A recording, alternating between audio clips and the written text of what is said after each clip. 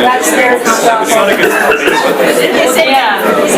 that going to be made there?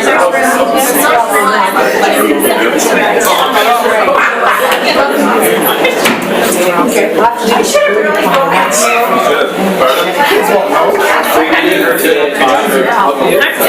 I'm surprised that they were construction. I'm surprised that would stop. You're only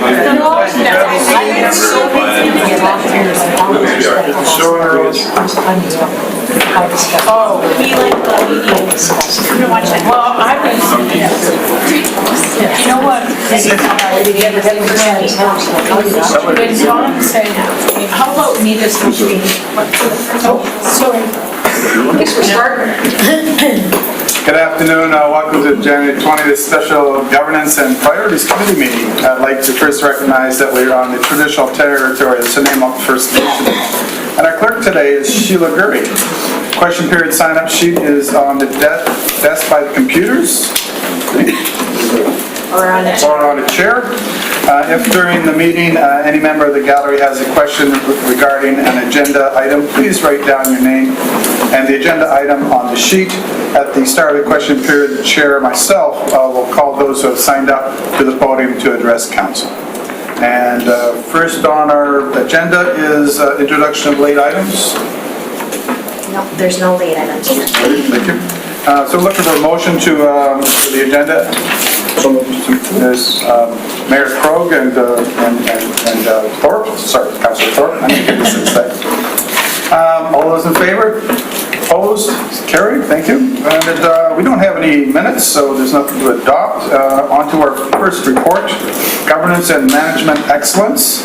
The GP Structure Governance and Priorities Committee, first quarter planning, and Mr. Jake Rudolph. Thank you, Mr. Chair. So this is welcome to the new year and our first Governance and Priorities Committee meeting for the year. And as you recall, before Christmas, Council had a conversation about, I think it was before Christmas, I'm sure it certainly was, about just taking a gut check on how the committee has been functioning. It's a new thing for you. It's a new thing for staff. And what's working and what isn't. We've made a number of procedural changes to the bylaw and to the organization's governance model with respect to council. And so there's a relationship to council, the council entity itself. There's a relationship to committees, task forces, and those types of things. There's a relationship to the general public. How do all those things fit in? How does this vehicle fit into that whole thing? Notwithstanding that, you also had a whole year of briefings. As a new council, you had tremendous turnover in council. There was a lot of information to have the chance to hold about and increasingly discuss more about. So I think we've now transitioned into a sort of a second phase of GPC, which is more about, less about presentations necessarily, and more about policy work and council being more directive in terms of the content of meetings and all that type of thing. So, so that's sort of what this is about. We would hope that an outcome of today would be some clarity, or at least an exchange of ideas that could lead to some further clarity in terms of how we see this committee working. Its regular agendas, the sequence of topics, how you conduct the affairs of the committee during the meetings, and so on. We've got, at your request, I think we are suggesting that you start out, and this is on the agenda, what's working and what isn't. We also have last year's list of GPC topics as an attachment, so it might refresh your memory about some of the ones you liked and some of the ones you didn't, and why. And so there's that piece, and then the second piece, there is a chart in the enclosure which tries to start a conversation. I think we'll have that up on the screen eventually on topic, background, what's the intent of the meeting, what are the outcomes and that type of thing. So something in terms of structure. So that's one attempt at that. We've also got as a secondary set of issues is what topics do you want to talk about, or we've got a list already of candidate topics with what priority, and then we get into how you want to handle those individually. There's also a section on the next page on the committees and task forces. I think there was a discussion briefly recently about that. In addition to this committee, how's it going with the relationship with this committee versus, say, the Environment Committee or the task forces?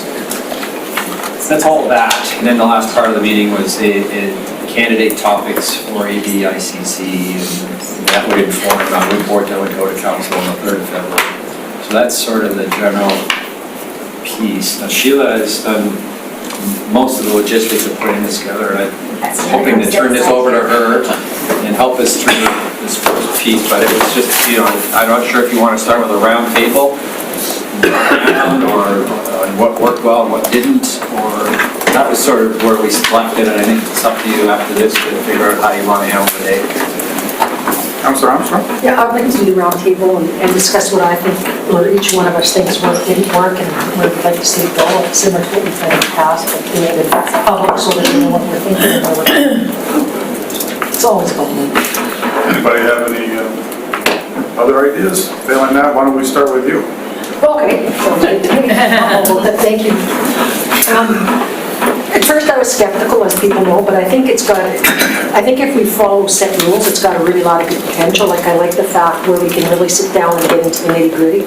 I think one of the things I think that is lacking is sometimes when we make our wishes known to staff, like I'll use the public safety one, like what I was looking for is should we or should we not be doing a community safety task force? But I think we need to make sure that staff understands what the goal is, what we're looking for. And I know we've had the discussion, are we going to come up with outcomes beforehand or not? But if I know that that's something that I'm wondering about, then staff needs to know that one of the reasons I'm asking for this to be brought forward is I'm wondering, should we look at a community safety task force? Should we leave it on the back burner? Are there other measures we can be taking? Should we be inviting professionals to that meeting? Should we be inviting the public? That kind of stuff. I think we need to be really clear with staff what we're trying to get out of it. Sometimes it's just going to be I just want to have a general discussion about sidewalks, or crosswalks. Should we be looking at putting more in, and where do we budget it from, and how do we prioritize? Something Don and I have been discussing about, the flashing lights. So I think when we have those kinds of topics, we can say what we're looking for is how many do we need? What are the priorities? Where will the priorities be? So that they have an understanding of what we're looking for, because I think sometimes we all leave frustrated. But I really think it's a good table, and I also would like to see more community involvement at the GPC. I think because since we've gotten rid of the COW, where a lot of community involvement was, we need to open it up a little bit more, especially on things that are important to the public, where they have the opportunity to come in and not even necessarily a question period, maybe there's a time beforehand because we have run out of time. A question period, which I don't think is fair to those people that have sat and listened for 3 hours and then they don't have the opportunity to speak. So I think it's something we need to look at. Thank you. And Ms. Gurry, and then Mr. Crook. Thank you, Chair. Just a couple things, and I'll just address the last thing Councillor Armstrong said first, and then go back to what's on the screen.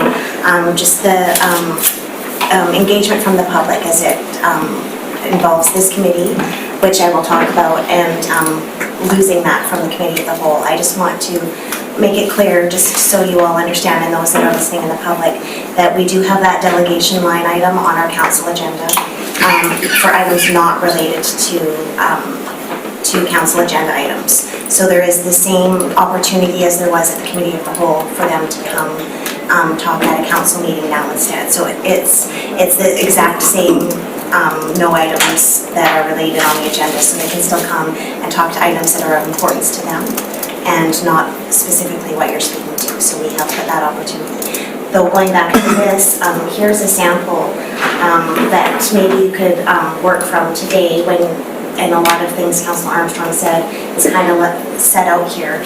And I think one of the things that you've been missing is the outcomes column at the end.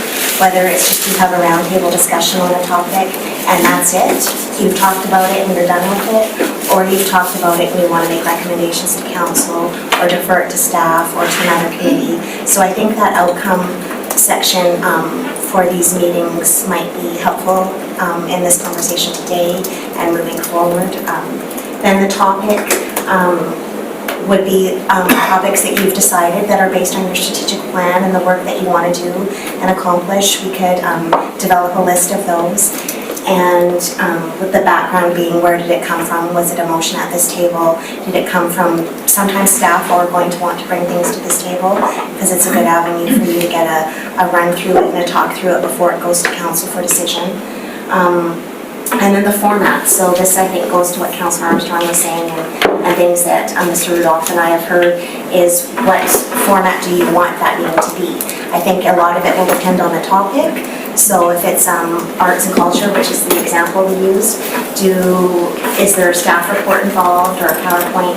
Is there a roundtable discussion that you want to have about the topic? Are there engagement from external stakeholders that you want to come that are experts in that field that you want to come and have discuss and give their feedback and opinions on that topic? So I think the format might be fluid or organic, as Mr. Rudolph likes to say, and it might change depending on the topic, but then the outcome, like I said, it could just be to hear from these people, you've heard it, now you're done with it, or it's to move on. So just this template is just to kind of guide and help facilitate your discussion. Mayor Crowe. Thank you, Chair. I'm the one around this table, I think I can say with some confidence, is probably very rule and structure oriented for a whole series of reasons based on my background. But having said that, if I sensed any frustration over the last, 13, 14 months as council members, it is the opportunity to have sort of a free-flowing, much more open discussion without the formality of a meeting and the structure that goes with it. As one of our councillors, who I won't name often, has said, why don't we just have a beer? And that's interesting because I think they're probably the least imbibing member of the whole council, but that's another story. Excuse me? But I think that the point is made, and I'd like to think that instead of those conversations taking place necessarily in an unscheduled council meeting or over literally a beer, that we set aside at these meetings an opportunity for people just to throw some, frankly, what might be seen as completely wacky stuff out there, except the public gets to hear it.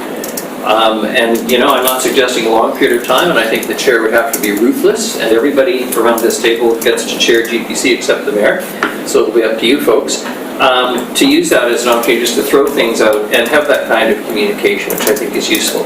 As much as I appreciate the more formal and much more structured process, and that's the way you come to good decision making, and I believe in that completely. And when we talk about having presenters and what Ms. Curry is put up there, that's exactly what you want to do, but I think at the same time, it wouldn't hurt to have those few moments once in a while where we get to just, if you'll forgive the expression, BS a little bit.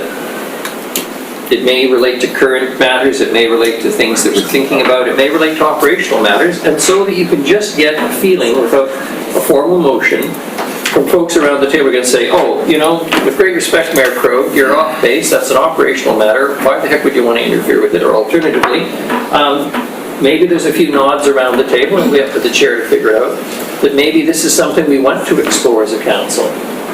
I just think we need that time, and I think it's important for the public that they get to hear it, so to speak, or be there for it, as opposed to, as I say, a conversation in the mayor's office or a so-called council retreat. We've only had one that even comes partially close. And I think we're all very conscious of ensuring that we comply with the rules and the law, that it does have the tendency potentially to stifle, I won't call it creativity, that may be too complimentary a word, but certainly a free flow of ideas. Based on that free flow sort of thing, the cool dude next to you. Cool, because I have no hair.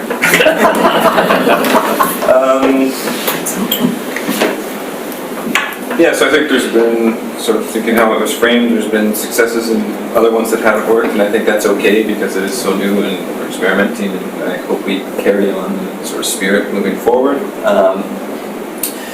In absence of an agendas committee, we've had some discussion of that. I do think having that time and being very cognizant and intentional with that time at the end of each meeting, that can allow people to sort of spitball, maybe get some ideas on the table is crucial. And I would really like to see that be the place that staff also presents items that they feel is important for bringing forward. That way, it's inclusive in that manner, but it also gives us the opportunity to look at our schedule, bump things, or decide that, or have that conversation of, hey, that's so important, we're going to move this, or maybe, no, we understand where you come from, but we're not interested in having that go ahead or whatever. I think that's important. I think I differ a little bit in some of the sentiment that I've expressed, is that I don't really view this as a table for true engagement and sort of inviting members of the public to speak. I think there is a whole host of tools that do that wonderfully and work to capture the broad opinions of our population rather than the folks that continually watch the GPC. And I'm not saying that those opinions aren't valid, I just think when it comes to ensuring we've engaged on certain things that we deem to be important, that we're not relying on the GPC to do that, we're relying on a whole host of tools that have been really well defined to capture as much of the community as we can. And then finally, I would like to see us continue experimenting. I think depending on the issue, there's sort of a whole spectrum of ways in which the GPC can be held. And I imagine on some topics it will really make a lot of sense to have sort of that traditional committee of the whole structure, highly structured, highly formal, to make sure we move through that topic in a timely manner. But I brought this up before, but I see that on one end of the spectrum, and then I sort of see that we have invited presentations by staff, a little less formal but still formal. Then moving in further, where we're inviting particular user groups to the table. I think the arts and culture is one where we can really start to explore that. And then sort of on the far end of the spectrum, if I'm trying to imagine it fully, is I still come back to the last engagement session where all the neighborhood associations were there. And I could imagine on certain topics, you could have something like that where, and this starts to get into that more engagement thing, but it's still in GPC, as there might be some decision making, is that you're embedding council in those conversations amongst the community, and then we're coming back together. And I can't imagine a topic that might need that right now, but I think it's out there and it would be a really cool thing to do. Is people have those sort of speed dating with councillors at a table, and then we come back and we make a decision, or maybe not. It all depends on the outcomes, but I sort of see the spectrum of formality, and I think there's a lot in there that we could do to explore. Councillor Thorpe. Oh, thank you, I was waiting for that. Thank you, Chair. Originally when George Cuff suggested the idea of GPC, or GPS as I called it for many weeks, I was leery because I didn't exactly see, or I couldn't picture what it would look like, and I think it has on the whole been good. Like the mayor, I tend to be quite structured, and I like structure. But paradoxically, I like the GPC because it gives us some flexibility. And I think during the first year, there have been some great GPC meetings, and there's been a couple that I didn't think were so great. But I think we need to recognize that a lot of the time we were using the GPC to get basically training from staff on important areas, which we needed. And I see that continuing, but probably to a lesser extent, so that we can now start to focus on specific topics that we recognize, or staff recognize, as being priorities. So I can see us moving ahead by still having some presentations. Certainly, I love the chance for more informal discussion where we can just talk about ideas and throw things on the table and be able to share thoughts that might necessarily not lead to motions, but it's just a chance to exchange information. So I really like that about the GPC. would also think it would be a place, as Ms. Gurry indicated, for certain delegations from the public that don't relate to council meetings or topics that could come and present. And I would like to see us explore having question period moved to the GPC rather than council meetings, because I think the original intent of the question period has been well and truly lost. So I think it gives us an opportunity to explore different things that we can do with our time. As long as we feel that our time is being well used, that we're learning from each other and from staff, then I'll happily support this committee. Thank you. Mayor Krog, we're going around table. Yes, Did you want to? I just want to get on the next time, Oh, okay, so you're on the next. Councilor Hampton. just in case I forget to do it later. Okay. Thank you.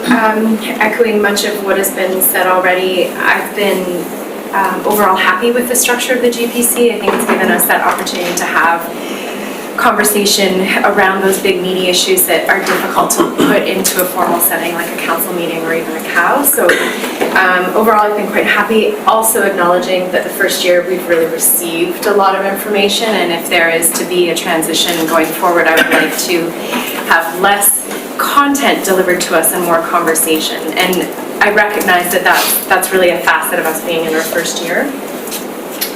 A couple of opportunities, I think.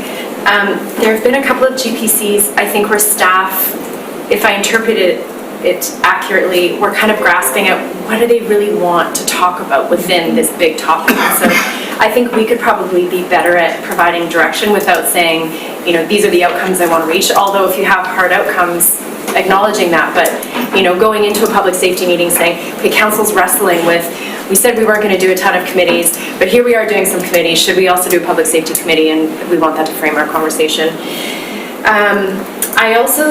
I believe that members of the public, when we first talked about this idea with Mr. Cuff, I interpreted his ideas as having a member or two of the public at the table with us. I didn't imagine it as a presentation. I imagined actually joining in the conversation, which I actually think is a really neat engagement piece that the city we've never kind of tapped into before. And given that this is a committee that is creative and innovative, it might be something interesting to test on a specific subject where we know we have a community member, or, so let's say asset management. It would be so neat to have Wally Wells at this table.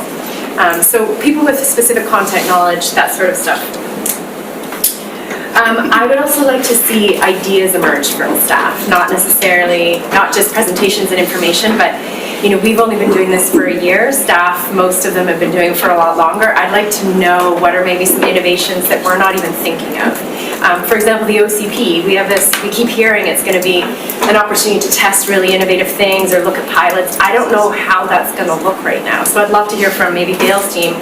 This is the process. This is what it's going to look like. Here's your role. What do we think? So those are my high-level thoughts. Thank you. Councilor Barton. Thank you, Chair. I'm happy watching how the GPC has evolved and just sort of how it has allowed for a dialogue, even how we're problem solving around this GPC and figuring out how to use it better. Very meta, but I think that's actually what we need to be doing, and having those policy discussions and being able to review and refine. I think it was interesting. I read over the weekend George Cuff's policy governance book, and that's where he introduces the idea of the GPC and the agendas committee, and really framed around that it's a venue for policy discussion, and for council to take initiative in driving some of that. And I think how the last hour of the GPC, I'm hearing how it's going to be discussed, is where these are the new ideas and priorities that council can be brought forward. We can have a free-flowing discussion, and I think in that portion is really refined.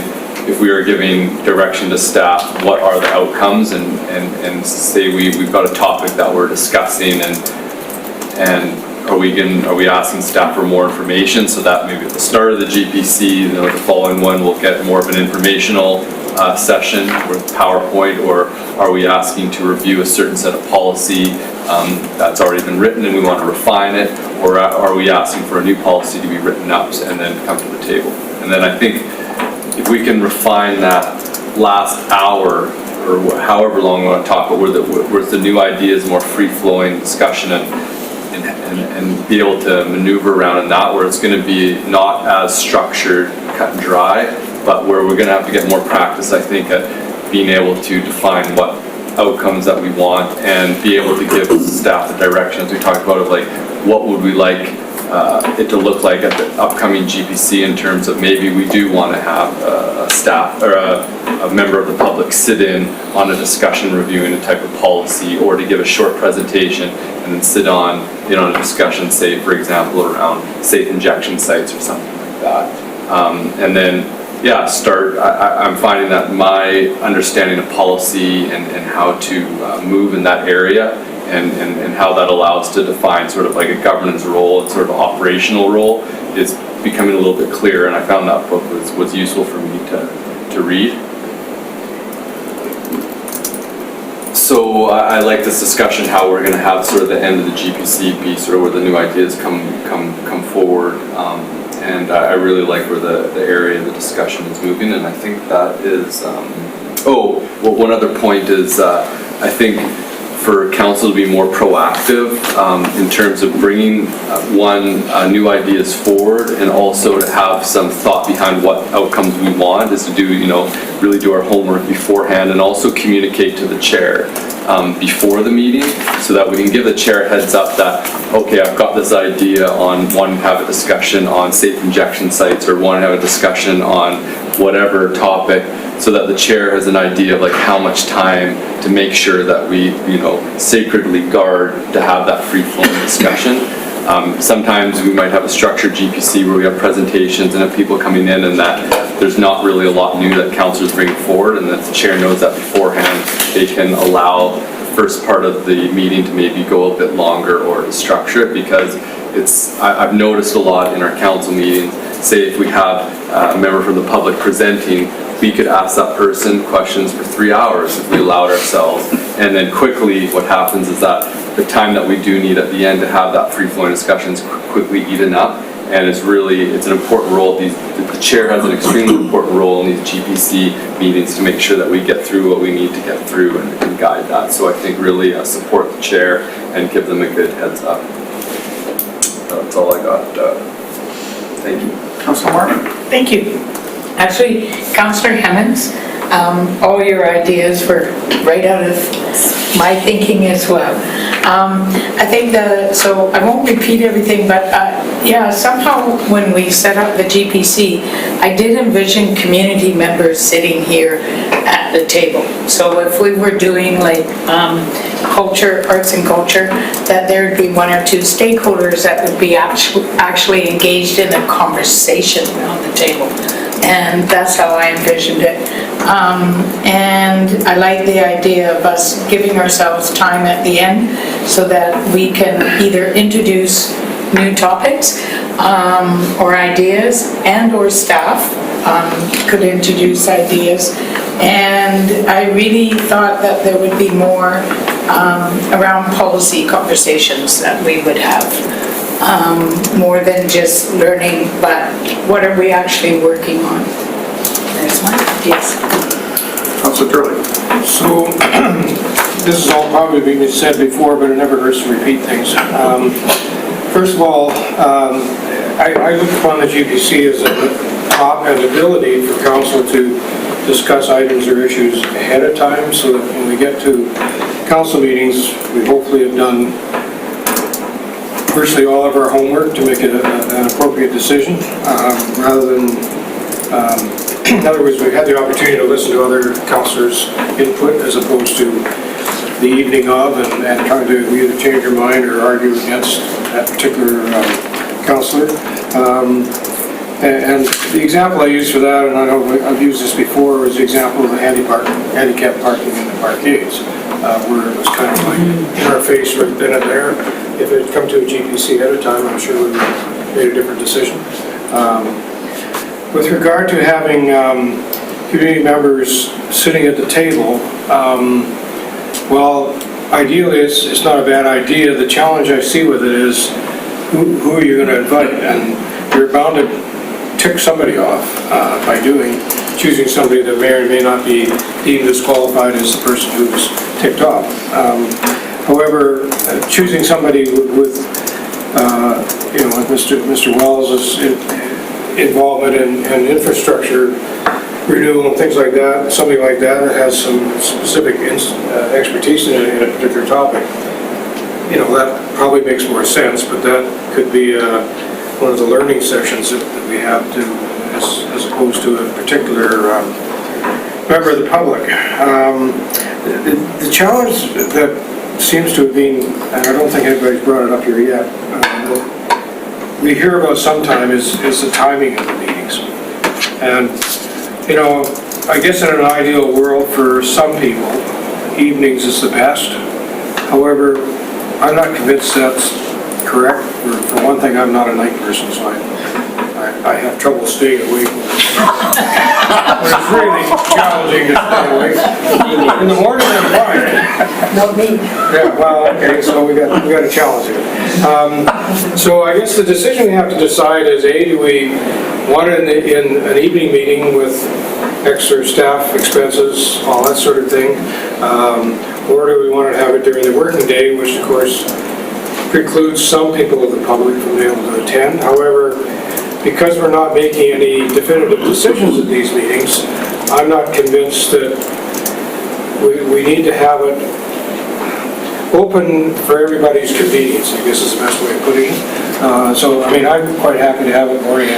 I'll accommodate you in the afternoon, how's that? Yeah, so, other than that,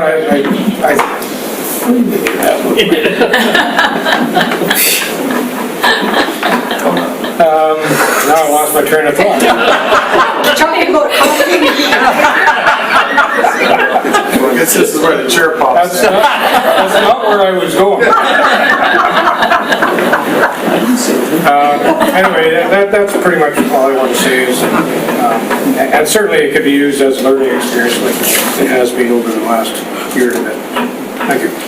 your turn. Okay, everyone's touched pretty well based on a lot of things I was thinking about, so I'm going to only mention two. We actually do have in our terms of reference the ability to invite people to the table, and we refer to them as content experts and members of the public. And while we were sitting here conversing, I wrote down the thing, soliciting views on a subject, and we could use that tool to go out to the public and say, we're going to be talking about, and I'll just throw a weird one out here, we're deciding that all the new buildings are going to look German, Bulgarian, and we're going to have a GPC on the topic. So ordinarily, you would want an architect at that meeting, and we don't get a lot of public input from architects on a regular basis. So I think that would be an opportunity for us to solicit to the industry and say, we're going to be talking about this in 3 months from now, would you like to present some things? And then we could review them and say, we'd also like this person who gave us this report at the table, right? So that would be an opportunity for us to choose how people could solicit and make a presentation. We use those all in our meeting, but we could choose from those if we would like to have someone sit at the table with us. That's the only thing I had to add to that. So we have a speaking list, and it's with Mayor Croak first. Thank you. I wanted to follow up on something Councillor Brown said this morning, because I said that at the small meeting between yourself, Mr. Chair, and Ms. Gurry and Mr. Rudolph this morning, that when I was talking about a period of time where we would have that fairly open discussion, that staff would be not only able to, but encouraged to chime in. I don't expect Mr. Rudolph to have to carry the can all the time if he's sitting at the meeting, but if we touch on something that is clearly operational, for instance, there's nothing wrong with Mr. Lindsay or Mr. Sims or Chief Fry speaking up. In other words, that they would, because it's an informal as opposed to a staff-driven kind of discussion, which it often is. We get lovely staff reports, articulated and prepared over time. If it's that kind of informal discussion, then I want the opportunity for staff who have history and knowledge, and I see Mr. Harding left the room when I was going to bring up history and knowledge.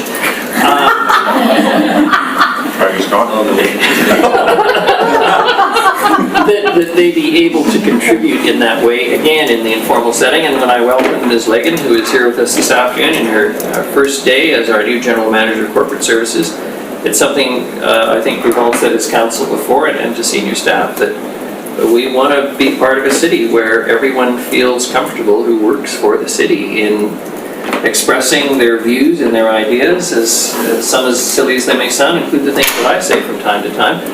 Welcome back, Mr. Harding. Things that I say from time to time, but they feel free in expressing them, because out of that will come something good potentially. Again, as long as the chair runs a tight meeting and shuts down long-winded speakers like me. Thank you. That's the end of my remarks. Thank you. Councillor Armstrong and then Brown and then Ford. I do like the idea of getting more public involved, but I don't know how we do it properly, because again, I'm with Jim, like, so we say, we'll use Wally, for example, you know, he's considered, but there could be 3 others in this community we don't even know about that are even more advanced. So I think the way we do it's really important, because we don't want to be accused of picking our favorites or whatever. So I think it would be like you put a call out and then it goes to legislative services, no offense, but I think that's where it goes, right?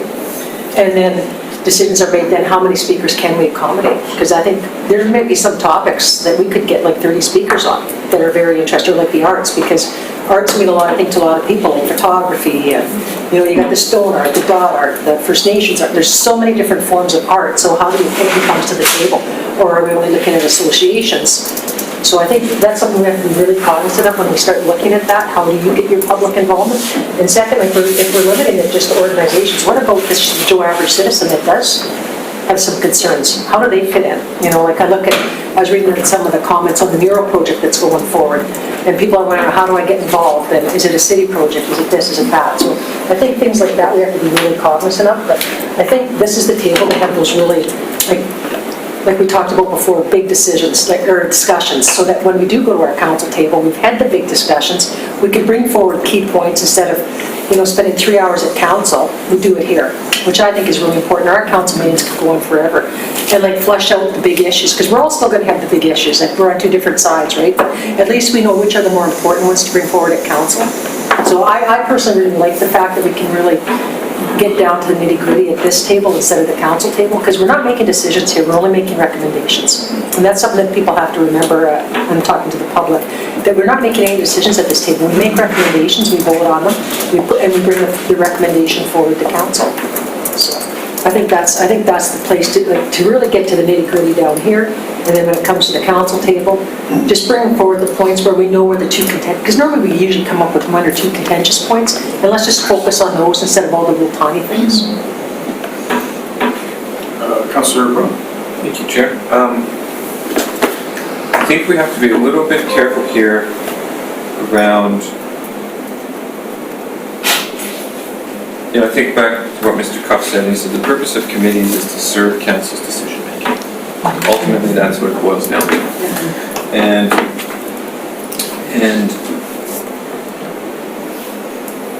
I think we have to also be very cognizant of that. There's a thing called billable hours. And if we want expert opinions, we can't just solicit them and expect them, hey, because council wants my opinion on something, whether it's architects, I'm just going to give them some free work.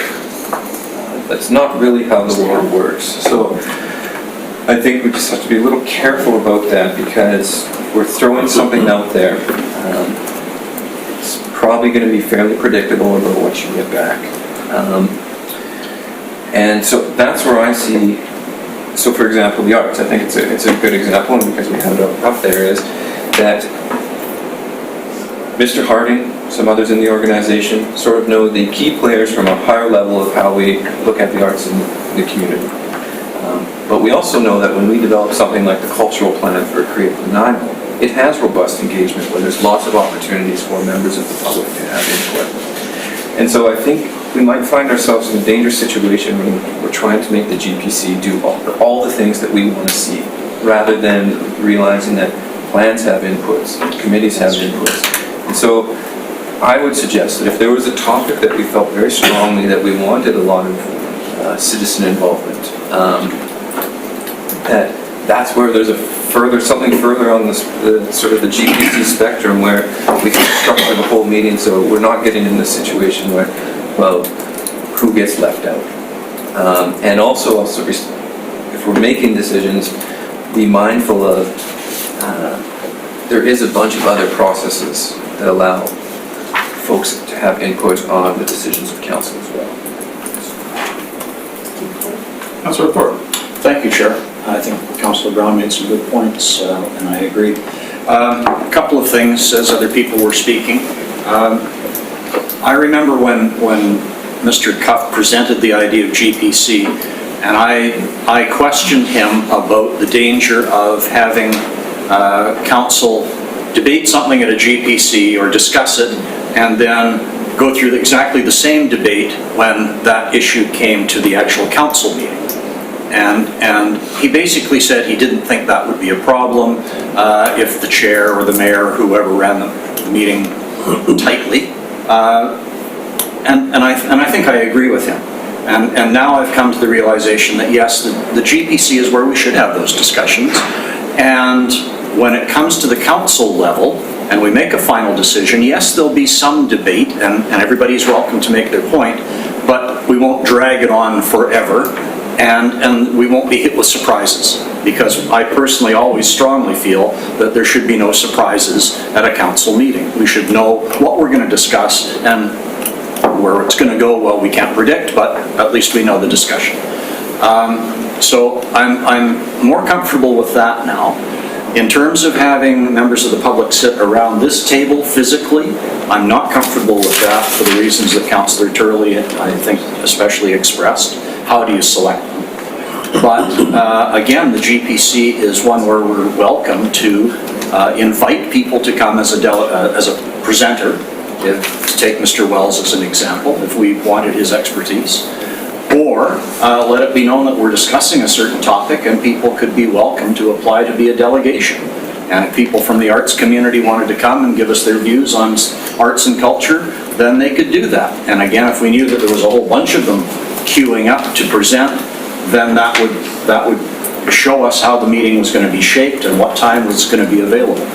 So I think there's still opportunity for that. I didn't realize we were going to discuss the timing of the meeting during the day. I can fall asleep at any time. But this is just a committee, and most of our committees operate during the day, and I'm quite fine with that. One thing that I think happened several times was that we had GPCs during an afternoon followed by a council meeting, and I did find that to be a bit of a push. I don't think that's conducive to good decision-making sometimes.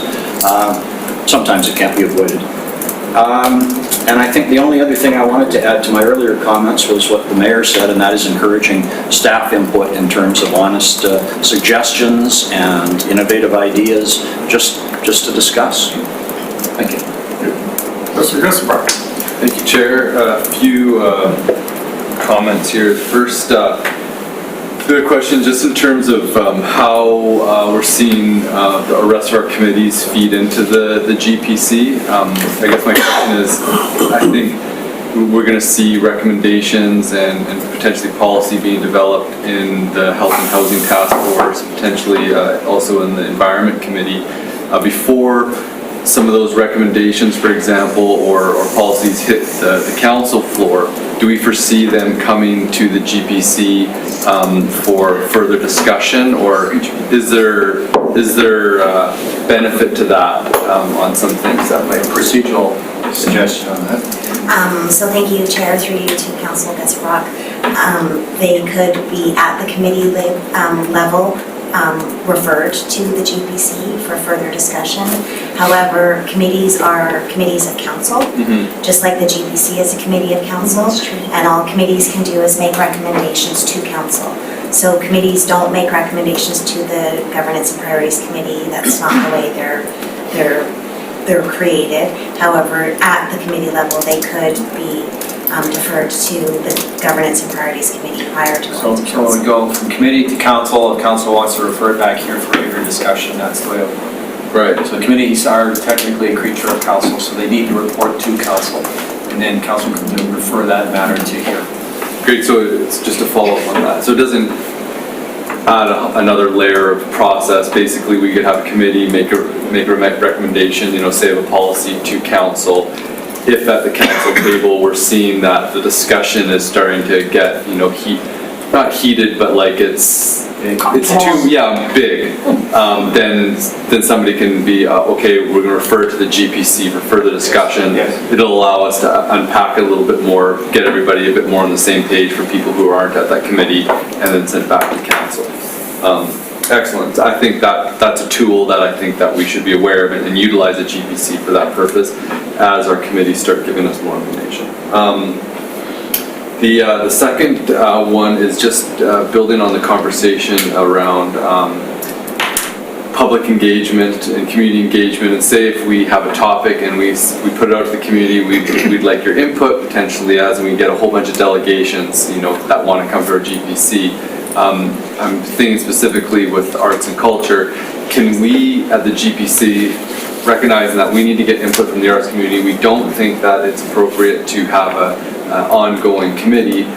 Can we say we would like to have a roundtable discussion out to Arts and Council and make that recommendation from the GPC, or have it as part of the GPC, or have it be a GPC meeting? We have a new diagram.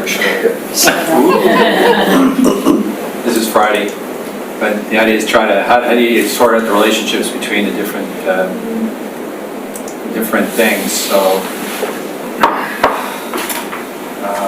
you have council, and then you have GPC, and then you have committees, and then you have task forces, which have a start and end date in mind, and then stakeholder things, which could be roundtables and working groups. And actually, there's another layer on your working group. So we never really test-driven officially a roundtable with council this past year. You've had lots of open houses about topics. There was one this weekend and that type of thing. But,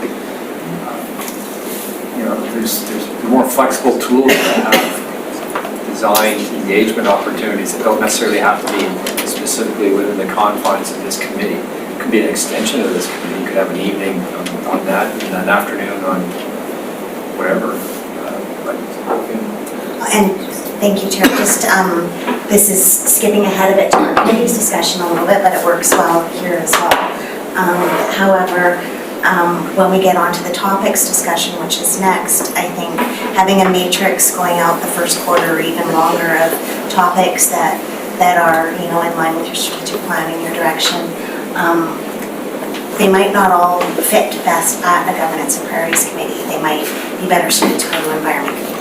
They might be better suited to go to the finance and audit committee, or have a task force tackle that item because it's part of their mandate and purpose. So getting onto the topic discussion, which will come next, there's more than just this table to discuss some things. However, there's now quite a few different things happening when it comes to committees and task forces and our finance and audit, and this committee as well as a committee of all of council. And if I could ask a question, and some of the councilors have already touched base on this, is once we've had our conversation here, how do we bring something to council? Because as it sits right now, whatever is decided at this committee comes to council basically in our consent items. And so there's practically no discussion on it unless somebody decides to pull it out. So are we willing, and if memory serves me correct, I don't really remember anything huge coming from GPC going to council. But that, you're But, and just to find out, it's like, I'm just looking for the venue as, do we make motion decisions here that then go to council, or are we just talk about stuff, we make motion at council? I think you could make recommendations, again, in that chart where we're having outcomes for the meeting. If you try to, and council previously talked about being deliberate about what your expectation is. If it's just a briefing discussion, fine, but if your expectation is to generate recommendations to council, or that you're going to go, maybe you can specify that at the beginning before we even go into that meeting, that we're trying to get to a place where you're going to recommend something. So that's something that could be clarified, even if it's not anticipated, it may be an outcome of the meeting, and then you would just say that, I think we should make a motion, and then that would be considered by council, so it's certainly possible.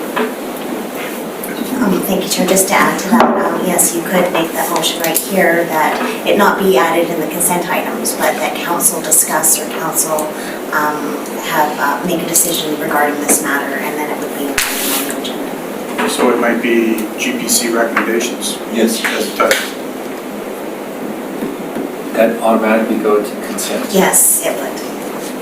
So that would have to be deliberately pulled out? Yes, yes. So right now, all of recommendations end up under consent items, except if they're bylaw issues, so you have a discussions on, the procedure bylaw came here, then it was an actual motion and discussion at council as well. However, most of your recommendations, whether it be here or other committees, do end up under consent items. But there is, they're very easy, without a motion needing to be passed, one of you just wants it pulled for discussion. So you need to utilize that as a council more, that tool that you have that doesn't require a majority vote. You can just do it and have that discussion at the table. Councilor Armstrong? No, just on that, I'm always, when we get 5-4 votes, because those things, you can always change your mind, one of 5 or 4 which direction. I really don't like seeing those as consent items, but they automatically go there. But so if we make the motion, can we make a motion afterwards, let's say it's 5-4, that we do not want this put in the consent agenda at this time, and then it goes direct to the council instead of having to pull it out? You can answer it, and I have 2 other folks. You could do that, thank you, Chair. However, it's just as easy to pull it out because that way it doesn't change the system of all recommendations. And just 5-4 is a past recommendation, so it would show up under there from our process. Councilor Thorpe and then Councilor. Thank you, Chair. To this topic, policy at the regional district is that committee recommendations only show up on the consent agenda if it was a unanimous recommendation by the committee. Ours is different. Yes. Okay. Does it have to be, could it change? That could change, and that would have to be put in the procedure bylaw. Councilor Gesselberg and then Brown. If there's something on this topic, I prefer to. Councilor Brown? Yeah, I sort of hear what people are saying, but to me, if you feel so passionate about something that you want council to debate it again, just pull it out and make your case there. Yeah, that's why I was wondering if you could do it here instead of there, it would save time at council. On an unrelated topic, Councilor Gesselberg. Yeah, I was just curious, just since we're having a discussion on how the GPC's been going and our recommendation thoughts, I was just curious, staff's perception of the GPC, and has it been useful or not useful, or sort of what are people's perceptions on it thus far? What's your expectation? Might get some There was a lot of work that staff did to get ready for some of those. It was all good. It was good for me because I was learning too, and all of us getting reminded. So it wasn't just council. It was, where are we at on subject of environment or whatever. Yeah, I think it was true that there were many times when we weren't certain what the outcome is would be, other than we were delivering a big pile of information, and sometimes there was an outcome that was being asked for. So I think the idea of having clarity of what your expectations are will inform us on how to prepare properly for that meeting, instead of kind of, not entirely sure. And we can pick on the public safety one, where that was certainly the case. We weren't sure. There was sort of a heat of the moment conversation going on about public safety in the community, and after the big meeting here that was so we were just trying to inform council on everything that we thought was relevant to the subject matter, and what we didn't do was give you any time to talk about it, and that was a failing on the staff's part, but it wasn't intentional.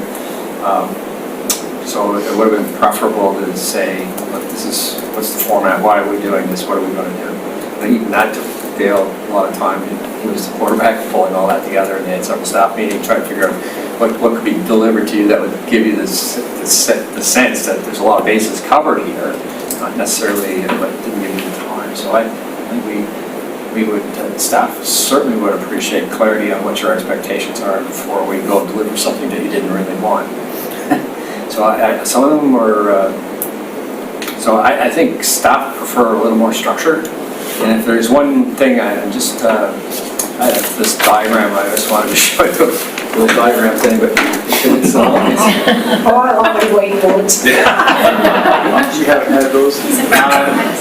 You know, this issue is the capacity box. And, you know, in the box, these are all the things that we have decided that we do as an organization. And, you know, it gets to the point where we've got it pretty maxed out, and then something may fall off if we get too many balls in the air. And, so these balls presumably all represent something in your strategic plan. I'm trying to deliver, so that's an alignment issue. This is all roughly away. So this capacity box is a bit of an issue, so this, I guess I'll be a little concerned about the new ideas section of GPC. Simply because how does that tie in with what you're going to talk about next week, which is your strategic priorities? And yet, there's still room in between the big walls to deal with issues. I'm not saying you can't. There's always smaller boulders and sand, and there's water that can only fill that in. So there's the capacity. So it's just the new ideas. If we're saying that we're doing all these things, and then how do you deal with all those new things that still have sort of the resources and capacity to do it? So just a thought in terms of the new ideas part of it. How much capacity or time do you have, and does the administration actually have to support that? So that's the alignment part of whatever you're doing here today to the strategic plan conversation. The new ideas are little pebbles. Okay, so if you see them as pebbles, but maybe they're not. Maybe something comes out of one of the GPCs and it turns into a big thing, and then we have to find a way to do it. Yeah. I'm not saying it's wrong, I'm just saying there's an issue around capacity too that, and, you know, if you say these are the priorities and then come up with new stuff, how does that fit in? And you know what, there's a whole bunch of new stuff that comes up every year because you can't figure it all out. So how do you manage that? So I just wanted to say. I have Mayor Krog, Councillor Hemmons, and Councillor Jessup. I want to thank Mr. Rudolph for his comments because I think it's very timely, but I'd also respond by simply saying, I hope staff would feel comfortable, let alone the CEO, in being able to say to council, excuse me, over here in corporate affairs, you've given us 5 tasks already in the last 2 months. I'm sorry, which one of the other 5 would you like me to drop because my staff will not be able to handle it? Exactly. And that kind of blunt talk, or you know what? There's a lot of. You've approved 3 new parks, and I only have staff to you know, manage 2 of them. So I mean, I'd like to think that we would really be at that point. I mean, I have great confidence in everyone in this room, literally. I don't say that just to make you feel good on a Monday morning. I have confidence that people here respect one another enough and are intelligent enough that you can be, it's not a question of being blunt, it's just a question of being straightforward. If that's what you think and you can articulate why you think that and you can convince the rest of us that you've got too much on the plate in that department, then say so. Alternatively, likewise with the ideas themselves. If it's a really stupid idea, I want you to tell me I'm stupid. Don't be... No, you're not stupid. The idea is stupid. Oh, yeah, I know. Love the sin or hate the sin. It's been studied to death and the recommendations are sitting on the shelf. Councillor Hemmons. Thank you. Basically the same points, that we have to police ourselves, and that I would hope that at this point, the CAO and senior staff would weigh in comfortably knowing that that's what we want. If these new ideas are becoming overburdensome, then we need to have that conversation. But I don't ever want this to be a place where we can't have new ideas, but we can have honest conversation about great idea, but maybe 2023, and this is why. That's true. Next term. Yeah. Councillor Jessup. I just want to reaffirm that point so that it is very clear. Like, I think I kind of see the GPC as that opportunity where we can allow for a bit of coupling between staff and council in terms of integrating where we're at in terms of our capacity and what can we do that's new or not. And that information is being transferred very clearly and openly so that, council can be really in tune with its expectations of what's possible. And I think that this type of venue is critical and that we are creating a culture where staff can really clearly communicate that. And if we're not creating that culture, that we're talking about it to move in that direction, because I think that's necessary for us to just effectively execute, what the services that we want for the community. I may sum up here. I'll ask the question, we have on the board there, our GPC agenda planning thing. Does anybody have a problem with that format? Because my next question is going to be how do we get to there? How does Don Bonner get his Bavarian houses in Nanaimo into this format? When we make our suggestions, right? Well, and if nobody has a problem with this format and this is the way we let it go, then let's now have a conversation of how do we get there? What does it look like? What does it look like? So I heard Councilor Hammonds and Councilor Armstrong. I believe in our last conversation, we had talked about when we're proposing new ideas come forward, we also have some ideas about the format we want those ideas delivered in. And then if it's reasonable and we have a hard outcome we're looking for, that we identify that to staff up front. So in the way I see this is that format works for me for arts and culture, but the next one, we might want a completely different format. That's up for us to give direction about. If we could come out today with a list of 4 or 5 topics that we know we're going to deal with over the next 3 months, and then talk about how you want to handle each of them, that would be partial success for me, for sure. That gives us marching orders. Well, it's only part of the issue. Councilor Armstrong? I'm going to use the public safety one because that was mine and I should have been more specific. Like I should have said, with the number of complaints we're getting in around public safety, I'd like to know what is the impact on businesses, what is the impact on policing, should we be looking at a committee to make recommendations back to us to maybe add more security guards for the sake of argument downtown. So I think if we did something like that, would that be much better for staff? Because my intent was, should we restrengthen this public safety committee based on, that's the number one issue facing most of our citizens right now. We're hearing that, we're seeing businesses shutting down because of it. We're getting visitors sending us emails saying, I'm not coming back to your city because of the crime.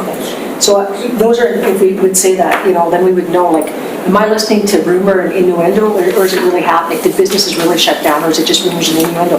When I went and talked to the one lady that shut down on the Old City Quarter, one of the reasons was the crime, but that was one of 4 reasons. So that makes a big difference, right, when you look at it. So, or what's the impact, again, using the safe injection site, what's the impact of the neighborhood? When you hear people say, well, there's no crime associated with safe injection sites, and you see all the police saying, well, yeah, our stats are up 200%. So getting the stats either from police or bylaw, I think, if I would have said that would have made a big difference, how much of bylaws time is being spent on this issue. And ask the staff, would they benefit from a public safety task force, or would it just be another, it's one more thing I got to worry about, when really the solutions don't belong to the city, they belong to the province and the feds. Councilor Hilsenberg. Thank you, Chair. Yeah, I think it's worthwhile kind of walking through an example. Say, for example, we're getting much email to public safety. Councilor Armstrong at the end of a GPC comes forward, you know what, I think we really need to have a discussion about public safety, gives a reason, there's a bit of discussion around that. Then what? Does Councilor Armstrong say, I make a motion to have a GPC informational topic on public safety? And then, then we vote the next GPC, or when it's scheduled for, staff will come with an informational session on public safety, give us everything that we should know about public safety, and then after that, there's discussion afterwards. Okay, now what are we going to do with that information? Are we going to, make a motion and discuss having specific committee on it? Are we going to discuss potentially hiring new, and then make a motion on that? like just sort of like following through sort of like what that looks like, and that's with Councillor Armstrong asking for an informational topic. That would be one example of a scenario.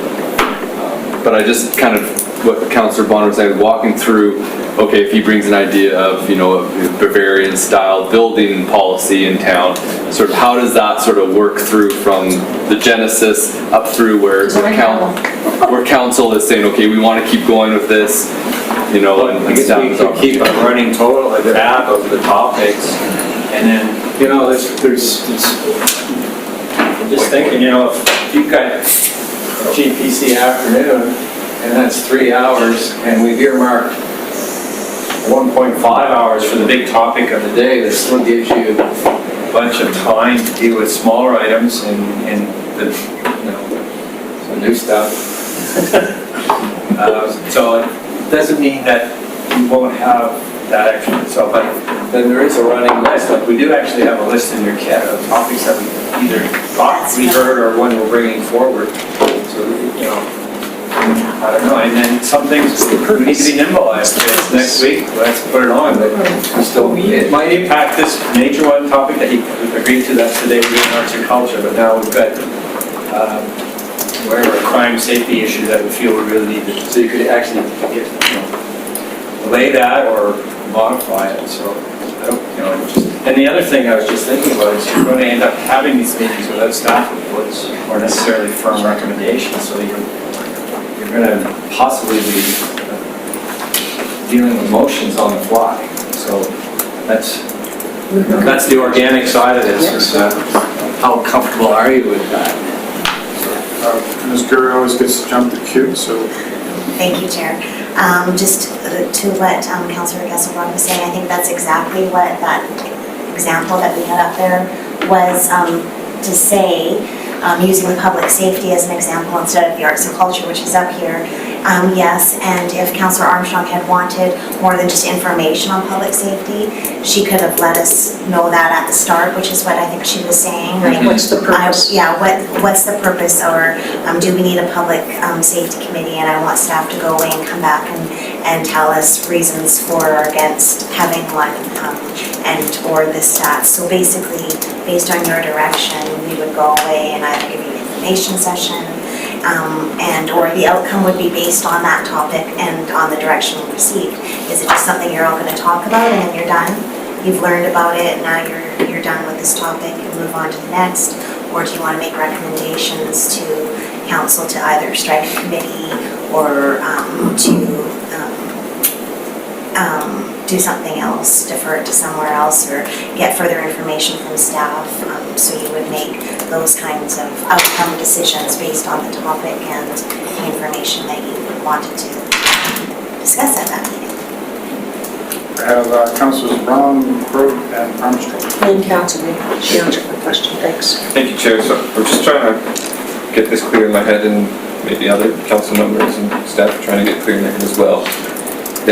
So first of all, I feel if we dedicated enough time at the end of meetings, we can solve some of these issues that have emerged in the past around lack of clarity for both staff and council. Because if we give ourselves enough time to discuss it, we can work through those, and if everybody feels comfortable pushing back when it's maybe not flushed out or fully thought out. But if we're to get to what is there, so I'm trying to imagine, we're at the end of a GPC, we've got time, we're going to talk about it. So I imagine we would have this sheet with dates filled out, and you know, more than just one. There's 5, 10, as many as have been discussed. And so my first question would be, how do we pass that recommendation to council that provides that clarity in all 5 boxes? So, may I respond? So, at GPC, and the next topic on the agenda is topics, and at this GPC about GPC, so you would generate a list of topics. We would work out dates that work for, if staff need to prepare stuff, we might need some more time. So it might not be the next GPC meeting, it might be based on all of our schedules when we can present it to you. we could build this matrix out. We could do it so some of the items might not be best suited talking here, so we could add another column that they go to Environment Committee, they go to Health and Housing. We could add that column as well, but we would get that format basically when you have discussed the topic. So the topic was firmed up, it's going to be on your GPC calendar, so it goes under here. The background where it came from, so maybe it was a motion here, and then the format you could also discuss here. So you could say, and this is what I want to see stakeholders come in. I want us to have a roundtable discussion, informal. I want to see a presentation from staff. I want to see a staff report. So you can give us that direction, and that would be in the format. And I highlighted it yellow because it could change. So based on what you expect to see, the format of the meeting could change based on the topic and your ideas or staff's ideas behind what we need to bring you or you want to see at this table. So the format would be fluid. And then you've made this motion of topics, it goes to council under consent items, it's adopted there, and we build from it, yet it can be fluid and change, dates can change, topics can change. So, what I'm trying to get clear in my head though is like, what does that gold star recommendation from the GPC look like? So, do we have a free-flowing discussion that we modify this table? You know, we say, you know, we got this new item. This is what it looks like. We all flush it out, and then is the recommendation to then adopt this, right? Or so, how do you pass a recommendation that spells out all this? I think that when we get to the topics list, and the list we were previously working on, let me find that one. So here's the topics list, but I'll just go back to this list that we had on the back of every GPC agenda so far. So the new list is kind of fleshed out a little bit more, and we could, it's attached, and it's basically, you've received it every meeting, it's then done. It can be changed too if you make adjustments to it. You're free to do that here, so. And then does that go to council? Yes. Council basically approves In that? under the consent items, it's just it's Okay. just So like if we that. could get 4 or 5 topics listed today, a general idea of what you're looking for, that would be success. This is just the table that we just showed you is just a way to try to organize this. You may find there's a better way to have a set of information that summarizes this a little bit, but that was just one attempt. There could be a different way, but this is something we could, if this is okay to start with, always modify this, then start to populate with some topics and figure out why it's an issue and what are you looking to get out of it. So that's my hope for today, is we do need to get on with planning some of these things, and then have, hopefully, having sufficient clarity that we think we know what is needed, and at the same time, you have sufficient flexibility to deal with it as you see fit at the meeting. So we're trying to cut the slack. Let's have some structure and create some flexibility at the same time. But yeah, so and then this list would be attached to every single GPC. So you would have it as a recurring, and you started doing that, what's coming up next and stuff like that. So. Mayor Krog, Armstrong, and then Gissmer. Sorry, Mark.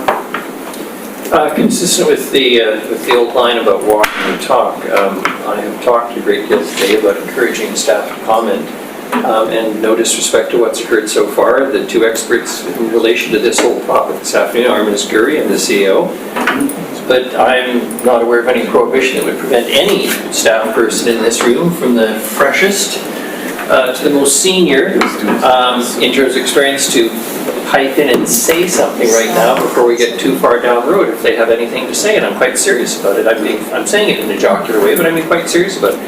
This is, when I talk about it, I mean it. I like to think that, you know, when we're talking about parks, I expect Mr. Harding to stand up and lead the discussion, but John Van Horn, you know, from a human resources perspective, has something to throw at the top, then should do so. So, just saying. Did you want to hear from staff? Absolutely. Sure, I was kind of hoping they'd I'm kind of curious what they'll say myself.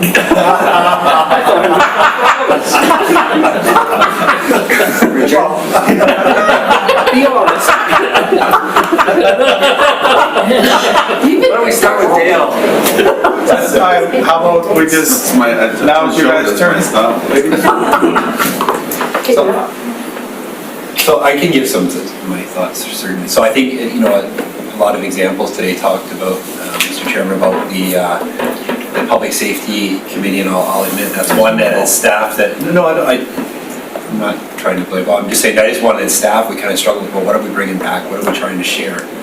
But looking at some of the other ones that were delivered in 2019, I think some of the good things about it is, one is, and I think this is why it's a good time now to kind of reflect on how it went and what you want to do moving forward. But for us, it was really an extension of your onboarding, an extension of your orientation process, and it really allowed us to dive in deeper on topics and share stuff with you that we never normally would have gotten a chance to do. So having a day on the environment, talk about all the things the city's doing, we thought that was helpful.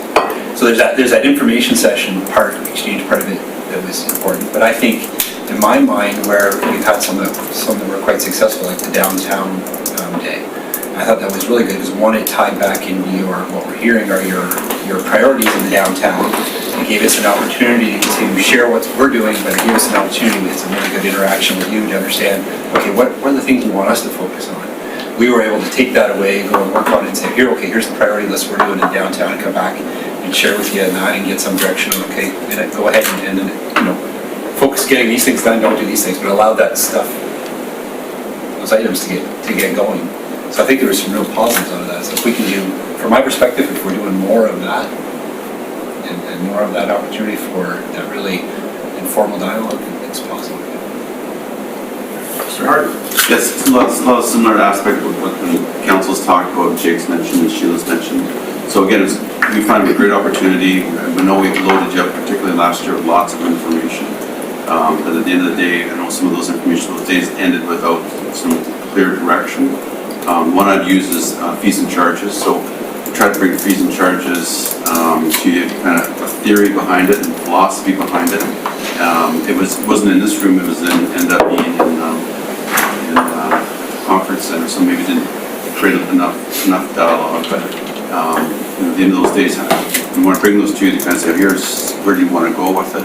Have those open discussions, thinking around it. But at the end of the day, as some council members mentioned too, is how do we frame that so it either moves forward to a finance and audit for more discussion or to other areas. But again, the staff, and I can speak for managers of PRC, and look forward to them because it is a chance to get some more detailed information, because so often we're trying to condense the whole complex issues into a half an hour, 15 minutes on a Monday night. And it doesn't work that well. So the staff like to be able to provide that detail. A couple of points. One is, I think we need to get Mr. Rudolph some better whiteboard pens. But two, and I think it was mentioned around the table that the council used the first year, and I think the format for the GPC the first year was a big information dump, a lot of information transfer. And council then has an opportunity then to say, year two can be, let's experiment with some of these different formats that Ms. Gurr and Mr. Rudolph had put up here and see what works in different situations, so that years 3 and 4 you can build on the productivity that you've already created here. Because you've got an opportunity here to try out a few things, having had the full information dump for the first year. And it sounds like there's a lot of good ideas being generated, and the opportunity to try them.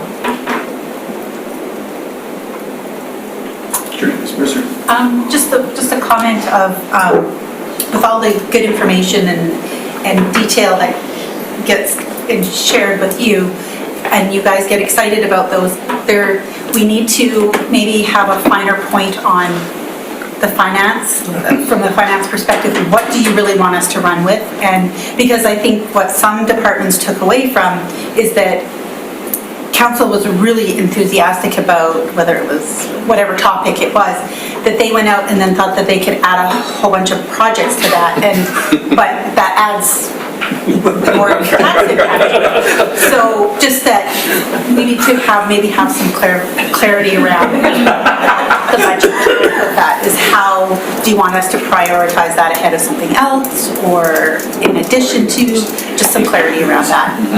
Good point. I would just like to know everybody what she was saying. I should look right there. Yeah. Ms. Roque, explain it this way? the chair to yourselves. I think as various projects are coming down the pipeline, my team has to look at prioritizing the communications that has to go out, jumping in and helping, whether it's creating and providing input, public engagement, and the reports, and then the social media aspect of it. And so we're looking at how to help support our colleagues throughout the various departments who are working on addressing and meeting your strategic priorities. So just dealing with the capacity aspect of things that Mr. Rudolph touched on, and launching new initiatives that will help enhance engagement or raise awareness of opportunities where people can come and engage outside of the GPC, or as Ms. Guri mentioned, that come and attend as a delegate or speak at question period.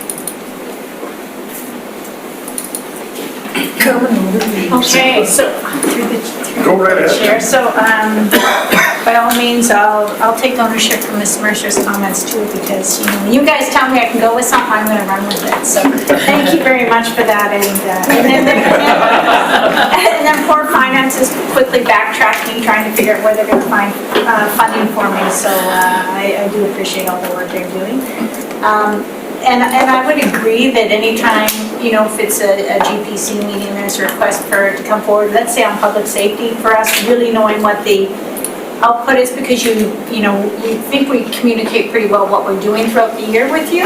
But if there's specific, added resources or, recommendations, I think that's the big thing. Are you looking for a recommendation or not, or is it just an information report? And I think that would be really beneficial for us.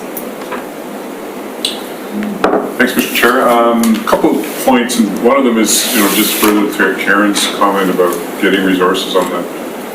Engineering and Public Works doesn't look nearly as sexy sitting in the audience with their arms crossed, glaring at you guys as the firefighters. Trying to figure their way around that. That's good, you need to get them all in the same outfit. Safety vests. I've really enjoyed this forum. I think everybody's sort of touched on this similar theme, but I've really enjoyed the forum as I think the formality is good. Like that keeps the respect and the language elevated, which I think is important. One thing I think that this council did when you started was you demonstrated your belief and trust in staff right from the very start. And it was really incumbent upon staff to step up and live up to that level of trust and give you the confidence that your trust was not misplaced. I think this has been a really good opportunity to do that. And that's why sometimes we want to throw all this information up. Not only there's the training piece, but it's also, look, we're doing a good job. See, look at this, all this stuff. So that's kind of part of it. And I think we probably all sensed quite a transition in the last year or so where as a council you gel, you kind of get it. You get the roles, the functions, and all that sort of stuff. This is also a really good opportunity for us to put our line managers and other staff forward, just to help sort of broaden the picture for council of what different people do and what the capabilities of staff are. So I think I appreciate that too. I don't have anything further to add. Our newest member, would you want to? Thanks, Chair. I'll just say one thing is that, I can't really comment in detail, but theoretically, what I'm hearing really does drive to decision-making, and it reminds me of a model where, it's called the Diamond D decision-making model, where you diverge before you can converge, and I think that it just really gives that opportunity to diverge and to have the stakeholder perspectives and staff and council's perspectives. So I'm hearing great things, and I'm excited about GPC because I think there's a definite role. What did you? Pass. Councillor, actually, I think Mayor Krog, I think you're next on the list. No, I made this. No, not You did? Okay, Councillor Armstrong. Let's do a brief, obviously. Going back to the big chart there. This one? I like this one better than the other one because it shows me what it is. I would actually like, when we have, like for the format, I would also like to put, or maybe just like an information session only. so that people know that that's all we want is information versus, we'll be looking forward to recommendations from staff. Like, I think that's important for staff to know. Like, and I blame myself in public safety because I didn't make it out clearly that I wanted to know, should we look at a community safety task force? And that's what I should have put. Purpose of this GPC is I want to know, should we have a community safety task force? That's the purpose of the report. It's not an information, the purpose, and I'm looking for recommendations from staff as to yea or nay. And I think if we did that, it would be clearer for everybody, including council itself. Like, there's sometimes you come in and you're expected to make decisions, oh, it's just an information one. So it makes a big difference to me too, as to how I prepare myself. So I think that part's really good, but I really do like this because it's better than the other one because I know where it's coming from, whether it's from council or whether it's from staff. I like that part. I like the fact that in here, there's a purpose under the topic. It's the process for issuing grants related to the arts. There's a purpose for the meeting besides just, let's just meet for the sake of meeting. So I like the fact when we have a purpose, I think that's important. And I like this agenda planning recommendation very well. Like, it's like you could even have like, I was thinking like for format, external partners to be commenting, if we knew that, right? Yeah. Like, so I was thinking that too, or it's just going to be a staff report or just open for general discussion, period. Yes. Thank you, Chair. Just quickly, under this format, these are or ands. So it could be staff report, or a PowerPoint, and a PowerPoint, or a roundtable discussion, or like, so these are all optional, different formattings for the topic related.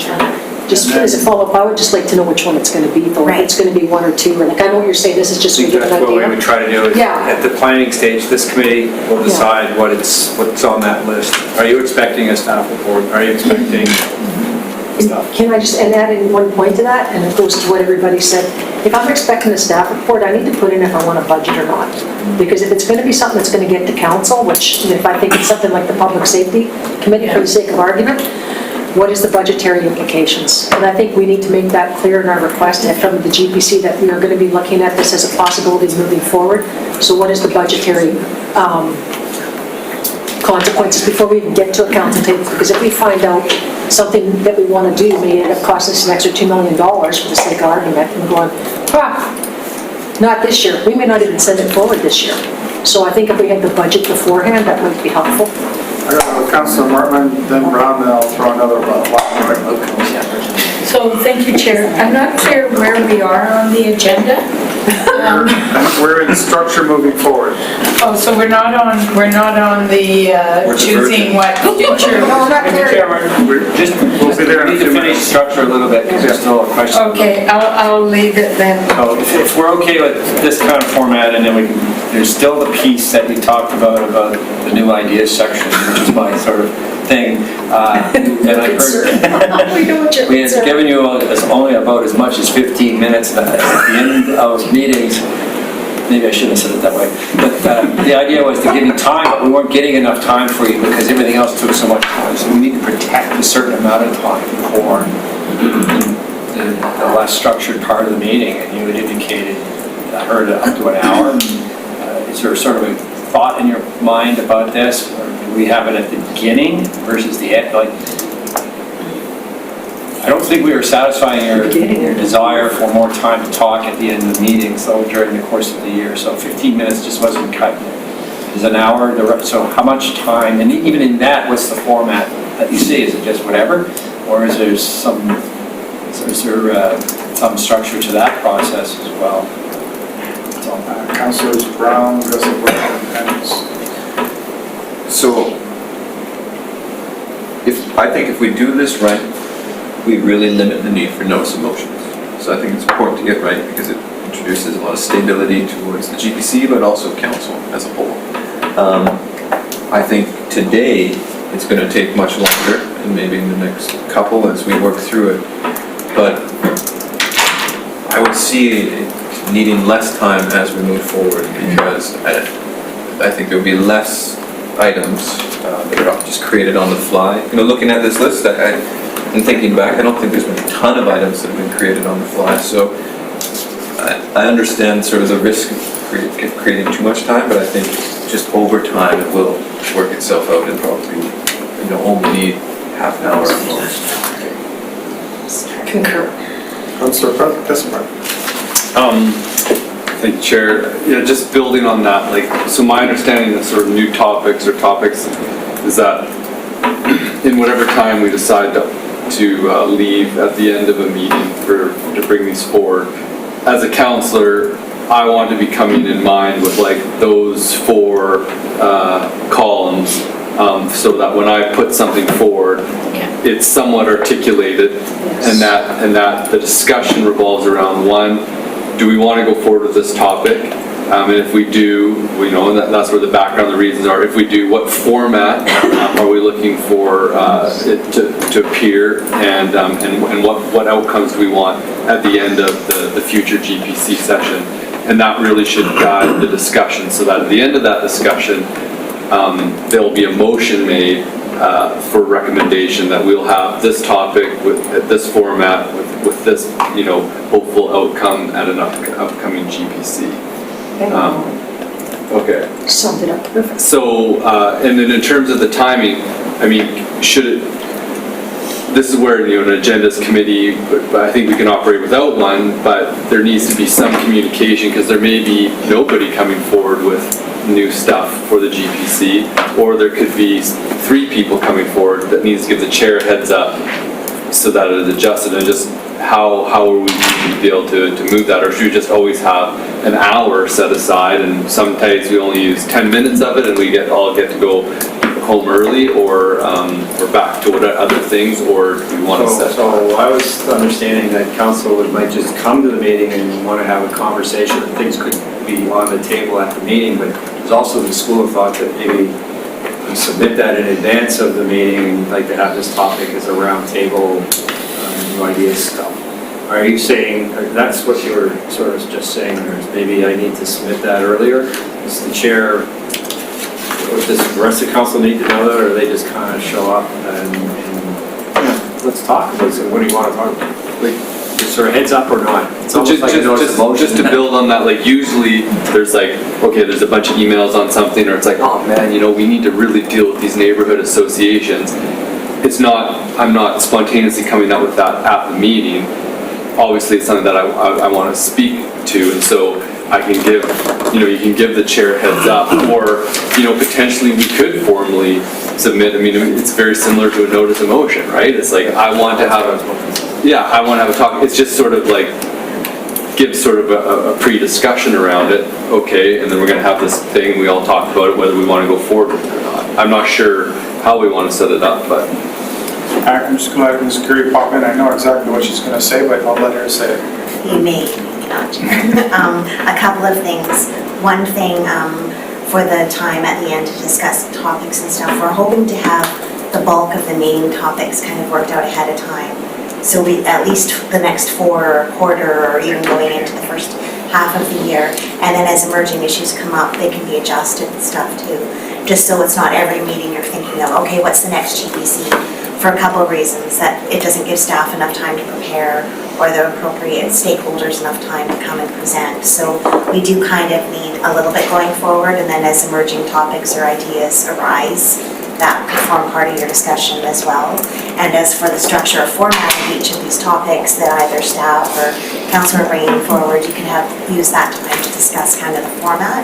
You don't maybe have to have it all done ahead of, like, right when you bring it forward, or we can, today, if we talk about future topics, we don't maybe need to have it all worked out right now today, but we can use some of that time to discuss that.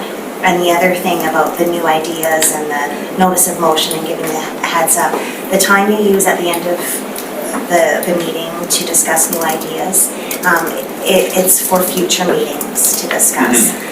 Because they won't be on the agenda for a big roundtable discussion on them that day. You can make motions to discuss them in the future at the next GPC, or defer them to another committee meeting or council meeting, but it's not to bring up a new idea and say, hey, let's talk about this now, because it's not on the agenda. And being accountable and transparent to the public, we need any items that you're going to have a fulsome discussion on that day, and then possibly make decisions on that day on the agenda, and available for the public to come and listen in person, or to sign up to be a delegation to it.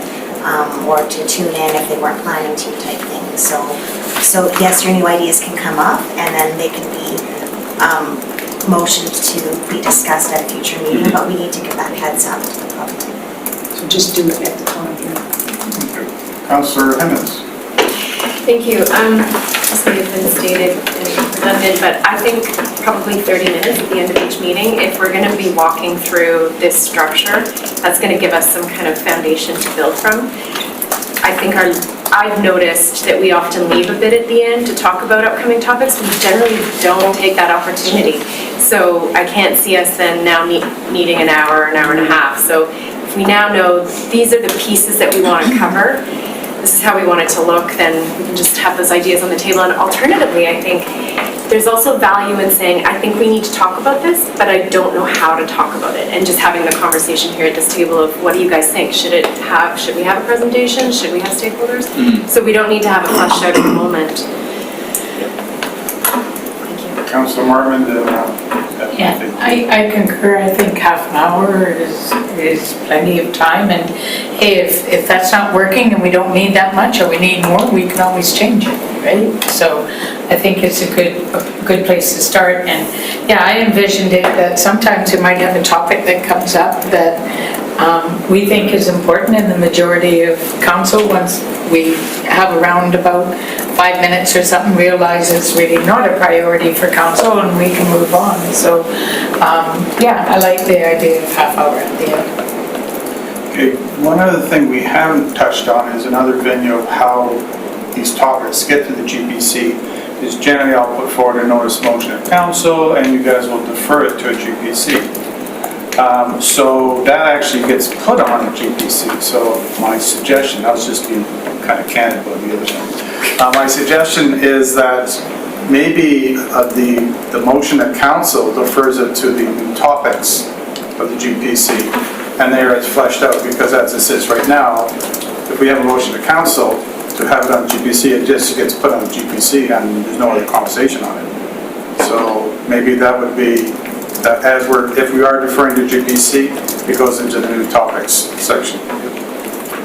Yes? If I may, but I think when we defer to GPC from a council meeting, for instance, on a notice of motion that's come forward, you could give direction of, we'd like to see this come forward with a GPC with a bit of staff report or background to it, or what our options are, so that work can be prepared for prior to coming to the GPC.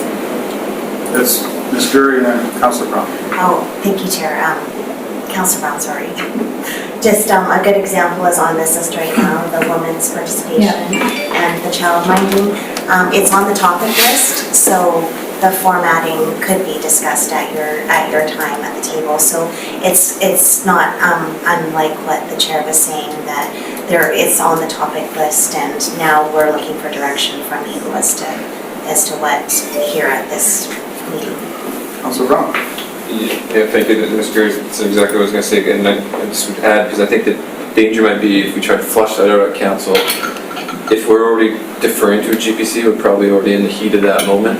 And maybe that sort of soberness that comes with that time, we might not want, we might recommend back to council, or here we can unpack what we need to make the decision. Yeah, that's true. I think we're exhausted our conversation, unless Councillor Thorpe would like to add anything? Just that I think we need time to move on to possible topics. That's what I was going to do. I mentioned Bavarian housing. That's more viral, I'll tell you. Chair, can we Yes. take a 5-minute recess? Yes, let's take a 6-minute recess. We'll start at 2:15. Thanks.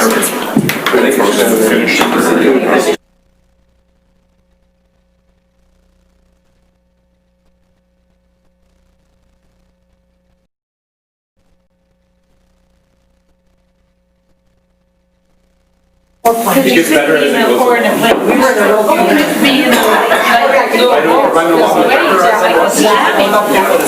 It was sad to see. But it's smarter. like, sewers, I know. there's like purple water. I do. Yeah, well, that's true. Absolutely. Where is this? It's an it, we have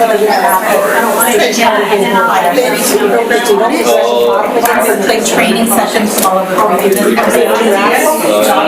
And that's, you gotta, you know, it's like, Places are beautiful, but there's one spot where she's running down. yeah, exactly. All the beauty around here, like, it's a garbage dump. So you guys have the same kind of know that like you can go on different like. That was nice of Mr. Zan to reply back to us. It was very good. Send me a product. Yeah. Thank you. That's nice. Love down here. Her eyes. Ready? And she's pretty good at teasing it out, right? Yeah. Okay, Yeah. I think we'll call our meeting back to order. Of course, we're taken away. And there's no chair's report in these meetings, so if I may indulge the rest of the group here, I'd like to personally, and I think on behalf of council, thank the work of Public Works and your staff, and Richard Harding and your staff. It's been a pretty rough week, and you folks and your staff have been working numerous hours, late at night, early in the morning, and I think the citizens of this town appreciate this. I certainly know that this council does, and just let you and your staff know that we have your back on this. So you have our support, so thank you very much. With that said, let's go to GPC topics, first quarter topics. And I have no idea what that is. Thank you, Chair. I'll just introduce this item. It's kind of in part of the report that was in front of you. And it's just to talk about developing a list of topics going forward to allow you the appropriate time to tell us what you want to see from these topics and have staff prepare for what we want to bring to GPC first before going to council. So in front of you is a list of agenda items for agenda planning future items, and it lists either topics that have been deferred by council to this committee, ones that have come up from one of you in the past, and/or items that staff want to bring forward to you and/or you've requested in some other fashion. We've just developed this list through either this table or conversations. So it's basically seeing if this works for you going forward and/or asking for some more information if you don't understand what an item on the list is about, and staff responsible can explain it to you. And then after we've nailed down this list, we can work out dates. So in the first quarter of 2020, we only actually have 4 GPC meetings, and they're mostly planned out already. So it's not just for the first quarter, we could go above and beyond. Even if, say, all of this was on the list, this might be a good chunk. However, it doesn't stop you from having an emerging issue that you want to talk about to add to the list, and we can work around that would be acceptable, and we could work with that.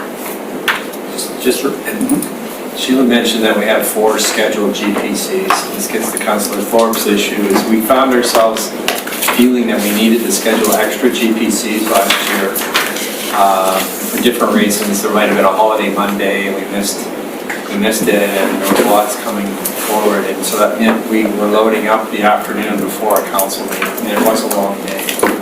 So it's not to say that we couldn't schedule special GPCs if there was a desire to do that because of scheduling and so on.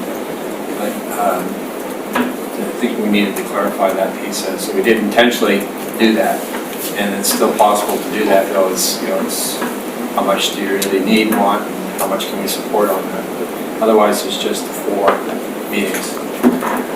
Okay, I have Councillors Armstrong, Martman, Turley, and Evans. 2 things for me. That's fine. On the civic facilities, will we be getting that after the facilities report is done? Is that what we're waiting for? And then that'll come to GPC? Well, probably, we'd like to come a little bit before the final report's done, because the final report will be a while. This one is more to give you kind of an overview of all the 200 or 300 buildings that we have in general concept of where they're at, what this kind of conditions are. We haven't been able to come in front of council, just kind of give you that broader overview. With that, Mr. Rudolph and I have also talked about some general aspects of some space needs and some, what are some of the things that are coming up. We know are going to come up regardless of what the Parks, Recreation, and Culture Master Plan says or the OCP says. There's definitely some issues out there now. We want to just give you this kind of state of the nation. Those are two things that are important to me. One would be the RCP, because we know that space has been missing since 2008. It was scheduled to have. Actually, it was a council motion to increase it, and then someone got back on it. And my other big concern is the public works, because that building is so old, and like I said, I brought it forward before. I mean, they have to have their own heaters in there. There's mice, there's rats. I think it's something we really need to look at that, So, Mr. Chair, these are the types of topics that we thought we could come to council with and provide an update and have a conversation around some of the more significant building issues that we have, in addition to this more detailed and exhaustive review of all our facilities. There's probably a top 5 list that we could generate, or 10 in terms of that list, that are either on the list or not on the list yet, that maybe we want to have a conversation about as well. So this is well in advance of the Parks, Rec, and Culture Master Plan. This is in advance of the facility's completion. We need to get going on some game plans with respect to some of these larger projects, because we don't have anything in the budget and any plan at this stage to deal with things like the police station, and some of the other, the public works yard, though there's been work done at a staff level on that, understanding that, and many of the other larger facilities. So it would be a sort of a higher level conversation of the status, and get us to a place where maybe we could start to work towards something. We're not, we just think that you should have a day where you're talking, you're briefed, you understand that, and that we start to formulate a bit of a game plan on that. And then my second point, when you're talking about effective advocacy strategy, is that just for health and housing, or can other topics be added, such as the justice system? I think it would be on anything. Anything? Yeah, thank you, Chair. I think it could be on anything, and based on a motion from another council night meeting, I don't know if it was this table or at council, but Ms. Faroki has actually worked on some sort of a communication strategy for advocacy a little bit, so it would be bringing that back forward, or anything else that you wanted to talk about regarding advocacy. Okay. Councilor Martin. Thank you. And I'm hoping that the woman's participation on the City of Nanaimo and that notice of motion that was referred to GPC comes up sooner in the year than later is what I'm hoping for. I'm just wondering, and now that we have an environmental task force, there was a couple of notice of motions I put forward way at the beginning of the year. One on plastic bags, which we put aside, I think, because of the ruling in the City of Victoria. And the other one was, and Mr. Sims, you will probably have a better memory than me, the water protection I put forward a notice of motion based on another municipalities for protecting our underground water. And I'm wondering, is this the type of thing that should then go to the environment, or I just don't want it to be lost? I think that's a good point, Mr. Chair. So on the plastic bag one, we were on ice or ready to go when that ruling came down, but we just kind of quickly pulled it back. But maybe this is a good forum to have the discussion to say, because it's more nuanced than an environmental question. It's more about a legislative question and the province interfering in municipal affairs. But we could come back and give you a few options on how to take our ready-to-go bylaw forward. Okay. But have that discussion. And then the other one that you're referring to, under Mr. Lindsay, Mr. Holmes' work to report up on that particular topic. We haven't forgotten it. It's just one of those things that's sort of easy to bump along. But okay. Yeah. And would this be the proper venue I think for it would, just discussion? because it was generated here or at the council table. I think it would be appropriate to bring it back. Okay. Thank you. Councilor Turley. Thank you, Chair. So the items that are of interest to me, and obviously it's going to be more than one meeting, kind of in a sequential order would be the civic facilities, which would include sports facilities, sports venues, and the issue of sponsorship. Yeah. As kind of step 1, 2, 3 to see if there is any opportunity out there for funding for some of the items that we need to replace. And that could be fees and charges too. Councillor Aaron, 10 minutes. Thank you, Chair. Mr. Rudolph, you noted having 4 scheduled, and I'm curious, we have the arts and culture in that format of this is what we'd like to see, where we're hoping to go. Would it be useful for staff to have us do that for the other 3? Okay, so, If you could come up, if you could agree on a candidate set of topics. but you said we Work our already way have to some reach- scheduled? Pardon me? Sorry, you said we already have some scheduled, so I'm asking, would it be useful if we just look at them and then? To be honest, talk about we them can now? change that today if you want, something that is very specifically a priority, that's what, so we had tentatively scheduled things, but I see. this needs to be confirmed. The arts and culture, I think, is, Right. what's the next one? Move to March. Move to March. Let me just find out what that is. Oh, we just need the dates and we can plug them. So right now, we had, that's last year. It's at the end, just a second. I scroll really slowly. We had only arts and culture, and so it's now been changed to March. We're just thinking with the new cultural manager coming on in March, it would be nice to wait until she's on, that we can do it together. There is nothing scheduled for the 10th of February. Or the second meeting. Yeah, if I could, just, so looking at the list of topics, I'm obviously passionate about women's engagement, but I would like to schedule it so Cheryl can be here. So I'm just putting that out there. Engagement and neighborhood associations have been put together, and I actually think neighborhood associations deserves its own background on how do they function, who are they, you know, that sort of thing. And if we mash in engagement, it's too superficial for both of them. Advocacy is the person who put that on the table. I absolutely see that extending beyond health and housing. That wasn't my intent with that. And finally, I'm going to bring this up again, but the OCP rewrite, I'd love to understand what that's going to look like. And in our affordable housing strategy, for example, we have these little test cases of, for however many, this many blocks in a city, we allow tiny homes. Like, how do we keep innovation at the forefront of the OCP rewrite? That's a conversation I'd be interested in. Mayor Crowe.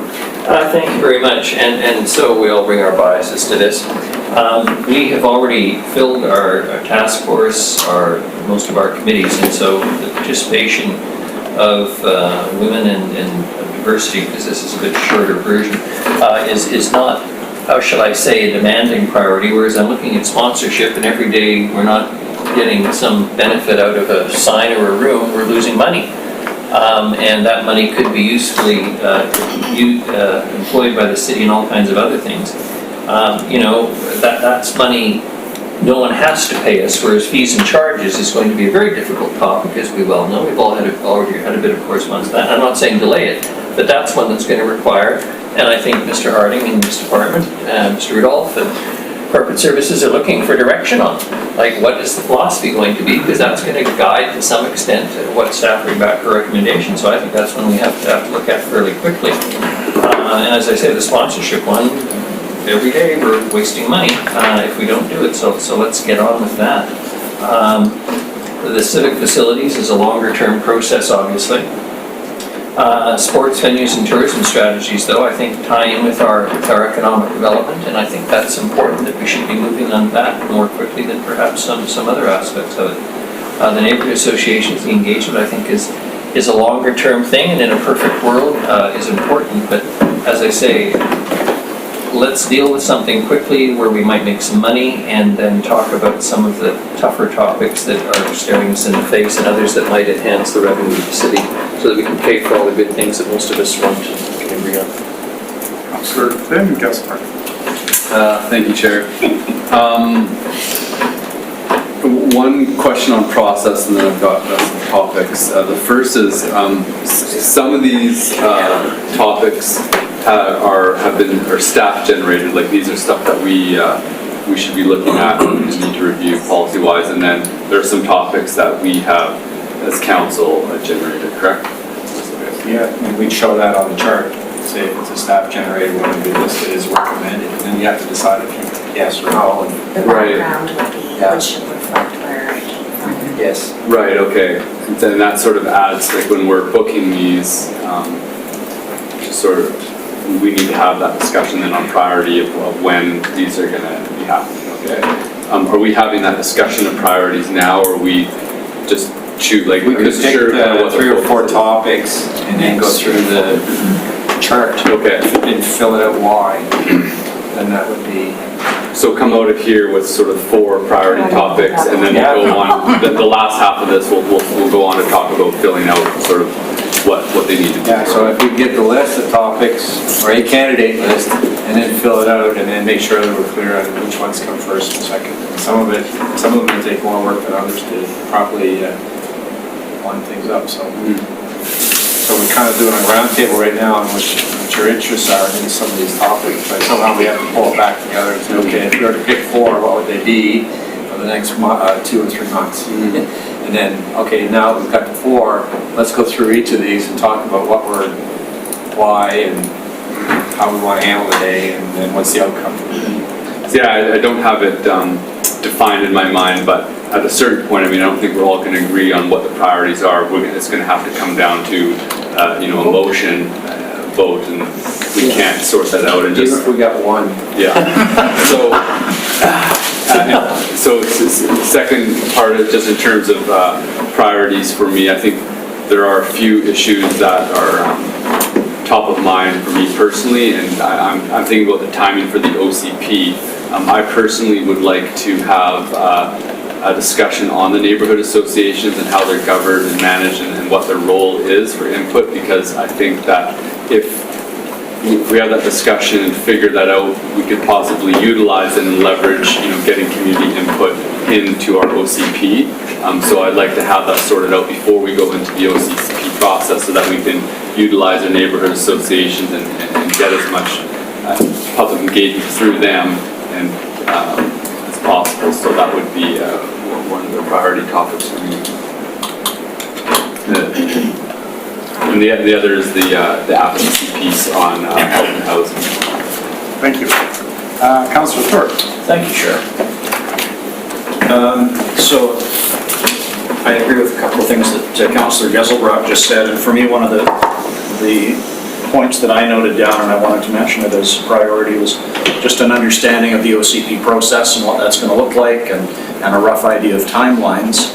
I think the point about using the neighborhood associations to help with that is a good one. But first we need to clearly define what is a neighborhood association and what qualifies as a neighborhood association. And I spoke to somebody this past weekend about that very thing. Sounds like Protection Island has a very a good template that we could look at. But I think that's a good discussion that we should have just on neighborhood associations to clarify what constitutes a neighborhood association. The other things I'd noted down, some of them relate to the list that used to be up there. I'm interested in some of the reports that either this council or the last council had commissioned and have been completed. Things like our parks master plan, things like the Bevan Park master plan, the Maffeo Sutton master plan, that are basically they're done. What are the next steps going to be and when, so that they don't just gradually get forgotten. Also the whole idea of the South Downtown Waterfront, which is probably one of the most important topics that this city will eventually need to deal with, and it just seems to sit there, and we rarely have discussions. I know we're making small steps of progress regarding the trestle and access and so on, but there has been a visioning exercise on that piece of property, and I think we need to revisit that, see if we still agree with it, and if so, what can we do to start making it happen? So that to me is an important one. The whole idea of capital projects, what are our priorities? Councillor Armstrong has mentioned a couple that I certainly agree with. And I'd also like to have a discussion related to that on our borrowing philosophy. And should we be looking at extending our borrowing to facilitate getting some of these projects moving forward? So just a discussion. I'd like to have a talk about how do we feel our revamped committee structure / task force structure is working. We started by getting rid of all of our committees. We've set up a couple of task forces. We're talking about maybe having a youth advisory committee, which we used to have and don't at the moment. Maybe having a public safety committee, which we used to have, say, for Nanaimo and so on. Arts and culture, we used to have Culture and Heritage Commission. Should we be looking at that? I'm not saying yes or no, but do we've sort of experimented for the past year with different models and trying some different things. Is it working? Do we need to go back to some of the things we had before or not? So just a discussion around that. Ms. Gurry is waiting anxiously to get in, so I'm just going to keep talking. I was going to say, you have your opportunity next on the agenda. It's coming up next. I realize, I know, I'm just saying, I think it's really important that we have that discussion. And that was my list. Do you have a top two? Oh, I could work on one. I think the whole idea of, I mentioned capital projects, to me that ties into civic facilities and venues. Tourism strategies, I mean, we've got tourism underway. I'm not too concerned about that. The capital planning process, I think, relates to what I said. Island Regional Library, I should know more about that than I do, but it's not a priority for me. And the others there, I think the sponsorship is a good one that we heard an excellent presentation. What are we going to do with it? So let's talk. Are we going to take a next step or not? And fees and charges, I understand that's underway or we're moving ahead with that, but I think we definitely will need to make progress with that. Do you want me to whittle that down now, Mr. Rudolph? Again, for the purposes of the next 4 weeks or months, that's where we need to go at this stage. I'll work on it right now. I have Councilors Brown, Armstrong, and Martman next, but I might suggest that we do our famous voting, where we won't just go through the list, we'll put our hands up, somebody will tally it, and the top 4 are the next 4 we talk about. Anybody have a problem with it? Yes, I think there's stuff that's not on the list. Okay, we can add to the list before we do our vote. Councilor Brown. Well, just off the top, my number one priority has to be this advocacy strategy. Over a year on the job, I personally think the federal and provincial response to what I would say is a crisis facing our community is completely inadequate, and they need to be hammered on that.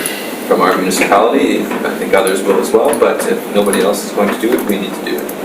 And I think that it's not taking ownership, but it's taking leadership. So I would, the sooner, I would almost bump anything to have that conversation. I'm a little bit confused about the OCP discussion around timelines, because I thought that was presented to us not too long ago, and then an engagement strategy will be presented to council at some point that I assume that we would adopt and provide some input on. So that's coming down the pipeline. I don't really feel like we need that GPC on it, but there's one item that I think I would like to see added to the list. It's not immediately pressing, but I do think, so chairing the Transit Select Committee at the RDN, a year in, I can safely say that I think our municipality is very unique compared to the rest of the regional district in that we absorb most of the hours, we have the highest density population, and maybe some of our issues don't get the necessary airtime that they would deserve at that committee level. And I think from our conversations around bus stops to where we would like to see, and how ambitious we would be with transit expansion within our own municipality, I think is worthy of a conversation. I think it ties into things like ECDEV, social equity, and environment, and is one of the biggest things that we could do on a couple of those fronts. So I could imagine a GPC. Councillor Armstrong. I want to put fees and charges up there because we've had lots of emails on that because it's already been discussed openly at council and with that, and there's a lot of concern in the community about their kids being able to play or not play, so I think that's when we should have sooner than later. And I know that there's quite a bit of work being done on that. And again, I go for civic facilities, because that's huge for me, because I think that's where we're going to be spending a lot of money, because some of our buildings are at end of life, and there's going to, different laws are going to come into play, like WorkSafe or the Canadian one for the police. I can't remember the name of it right now.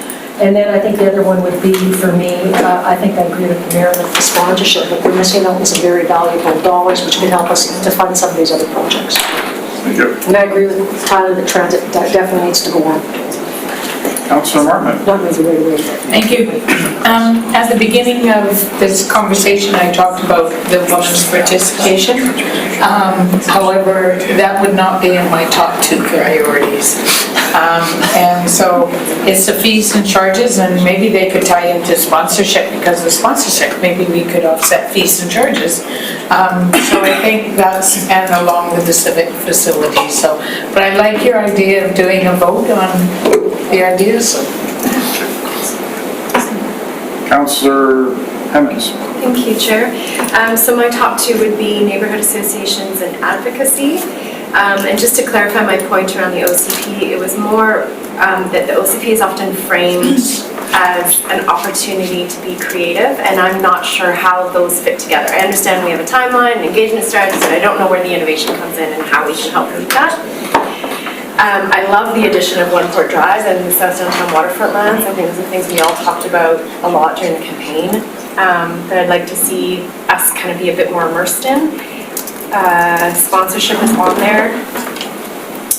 Civic facilities, I'm kind of curious. We have a facilities master plan coming. We have a whole bunch of, we know buildings are timing out. I'm not sure what the discussion is. Do we, like I feel like that's mainly a staff saying, okay, lifespan of the buildings are such, and at some point we're going to have to replace A, B, and C. I don't know that those are necessarily worthy of debate. Anyways, those are just my thoughts on the civic facilities one. Yeah, so just on that, so the long civic facility inventory is very technical. It talks about the roof and all that, but if you shorten it up and just sort of say, what are the key facilities that we have, what's the status of them, you get a list that's pretty quick that sort of tells us. And we've had some challenges where there are some of the larger top ones that you've mentioned, and then some of the recreational facilities as well, or lack thereof. So I think if we could create kind of a top 5, been on this top 5 list, kind of a process lately of trying to say, okay, if you boil it all down, what are your top 5 issues? And in that venue, you would, your RCMP, the Public Works, and a few others, at the staff level, we could generate that list. You may disagree, you may say something else. So there is a need to start to provide some focus on some of this, because otherwise we'll be waiting for plans to get finished and so on, and it'll be years before we're actually voting on them. So I think we'd just like the opportunity to share the situation with some of those buildings with you. And it's not just the technical, it would be ultimately leading to policy decisions and financial counsel. Okay, so that would be an example of an information. It's an information, but the ask would be, well, we have to think about what we're doing here, but I think the goal is to get to a place where we need to action some of this, because it's not in our work plan to do anything with the RCMP building right now. Maybe we need to get to a place where that's changing. And it's not an inexpensive item. If it was, we would probably have to have the conversation. But anything with a threshold of very expensive is something that we need to talk to about. And it needs to get into 10-year capital somehow. It's the end of my speakers list. So we have this list, transit at One Port Drive. Anything else? Just say them out, I'll write them down.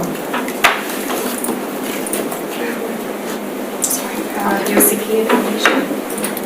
OCP and innovation.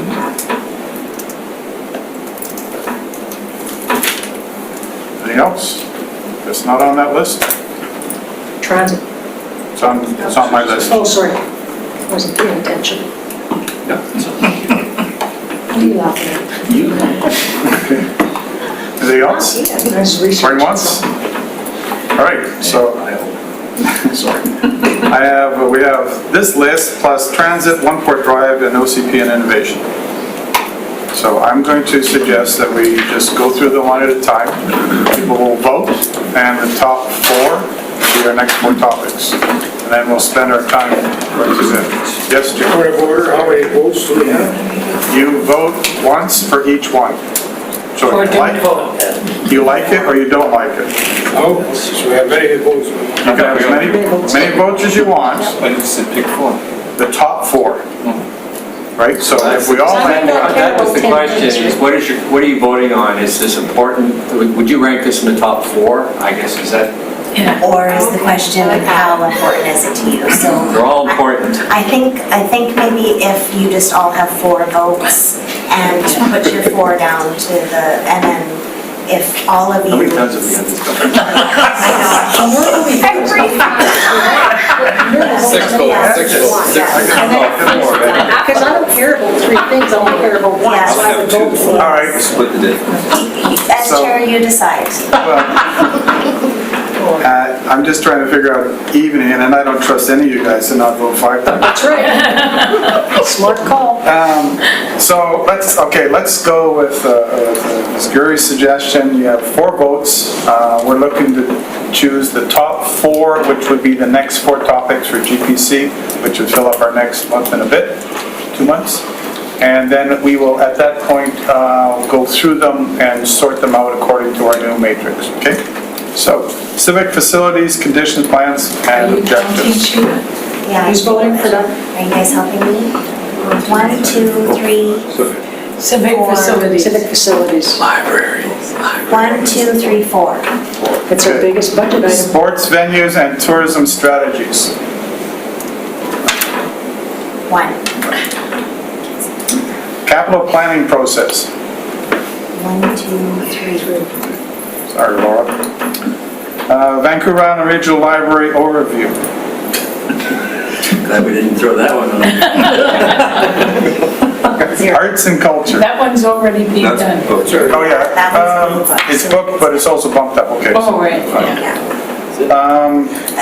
You're just chair, just on that, if that's not one of your 4 priorities, maybe you could vote on it. It And is. it could be pushed out.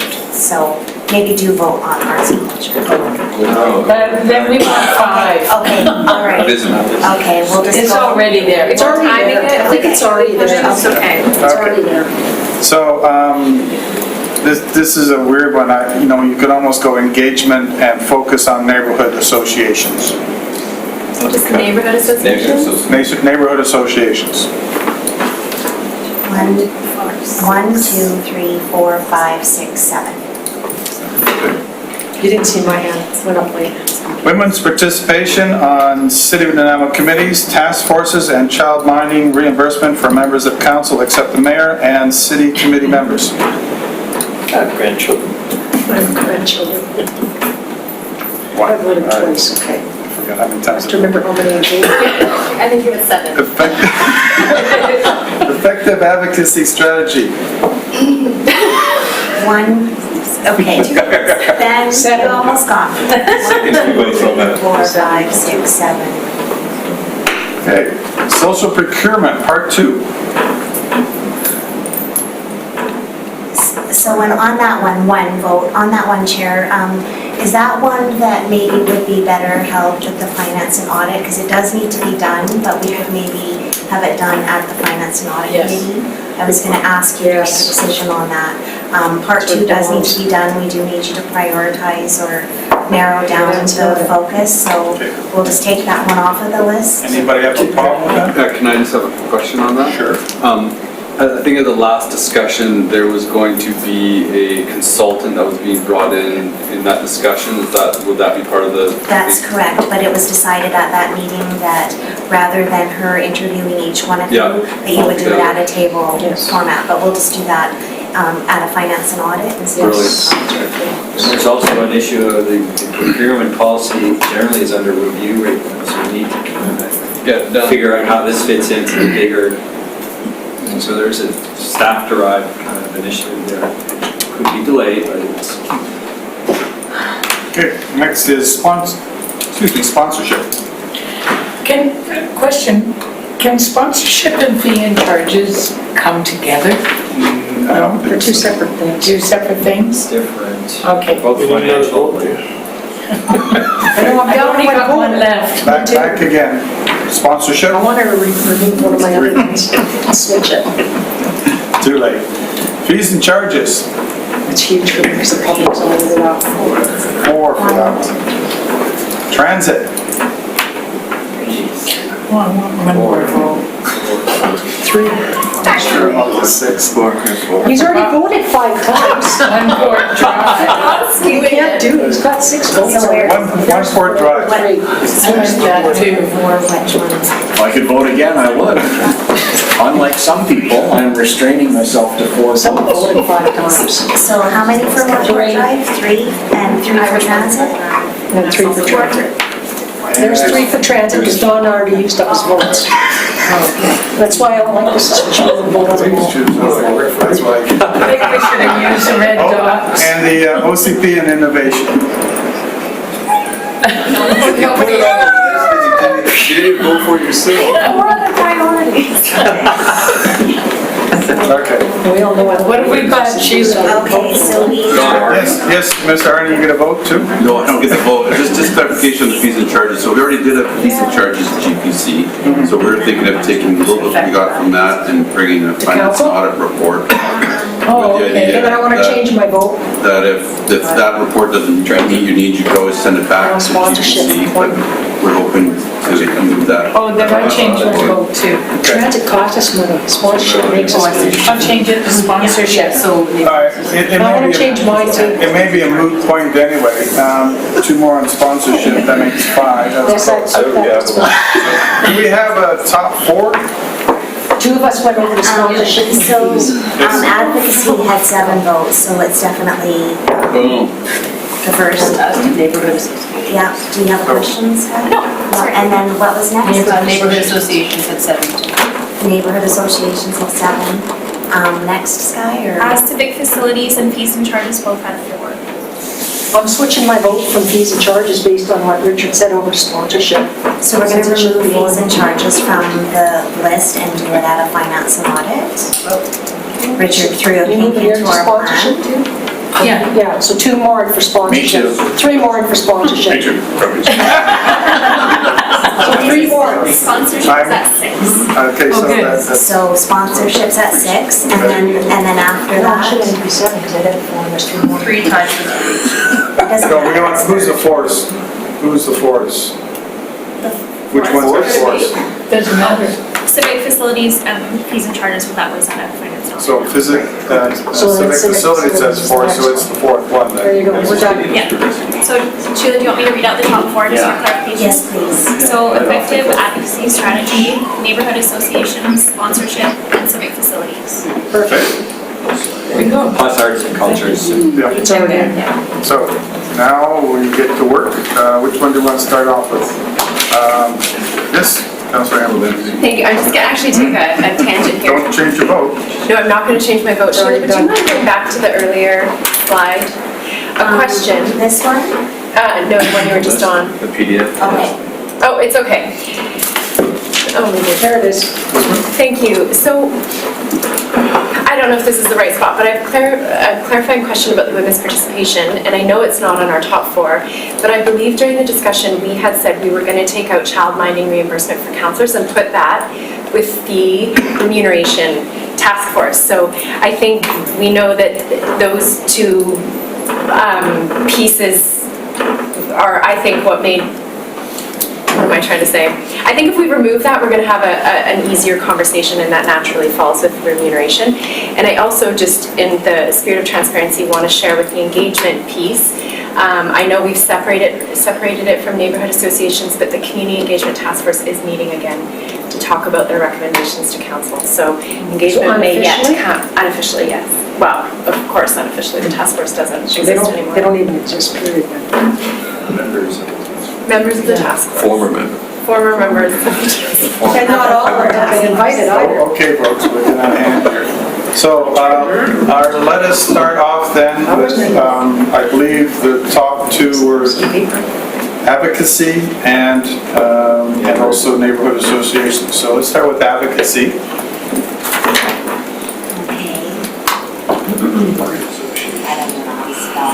Okay, everyone watch. CY, just CY.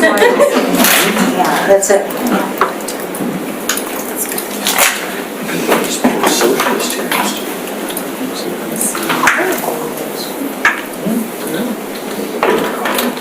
And council, see, and council as well.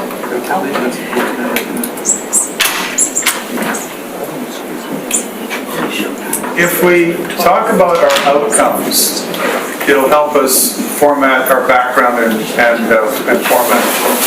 Councillor Hemmons and Councillor Armstrong. Thank you, Chair. So for outcomes of this, when I put this on the table, it struck me that we had advocacy embedded in our strategic plan, and we have advocacy embedded in the terms of reference of the Health and Housing Task Force. But to date, we have not had a conversation about what advocacy means, what it looks like, who needs it, etc. So outcomes for me, clarity around, do we have an advocacy strategy? How does advocacy work? What's the relationship between advocacy from a task force versus advocacy directly from the mayor versus us as a group? I can't think of any other outcomes at the moment. Obviously.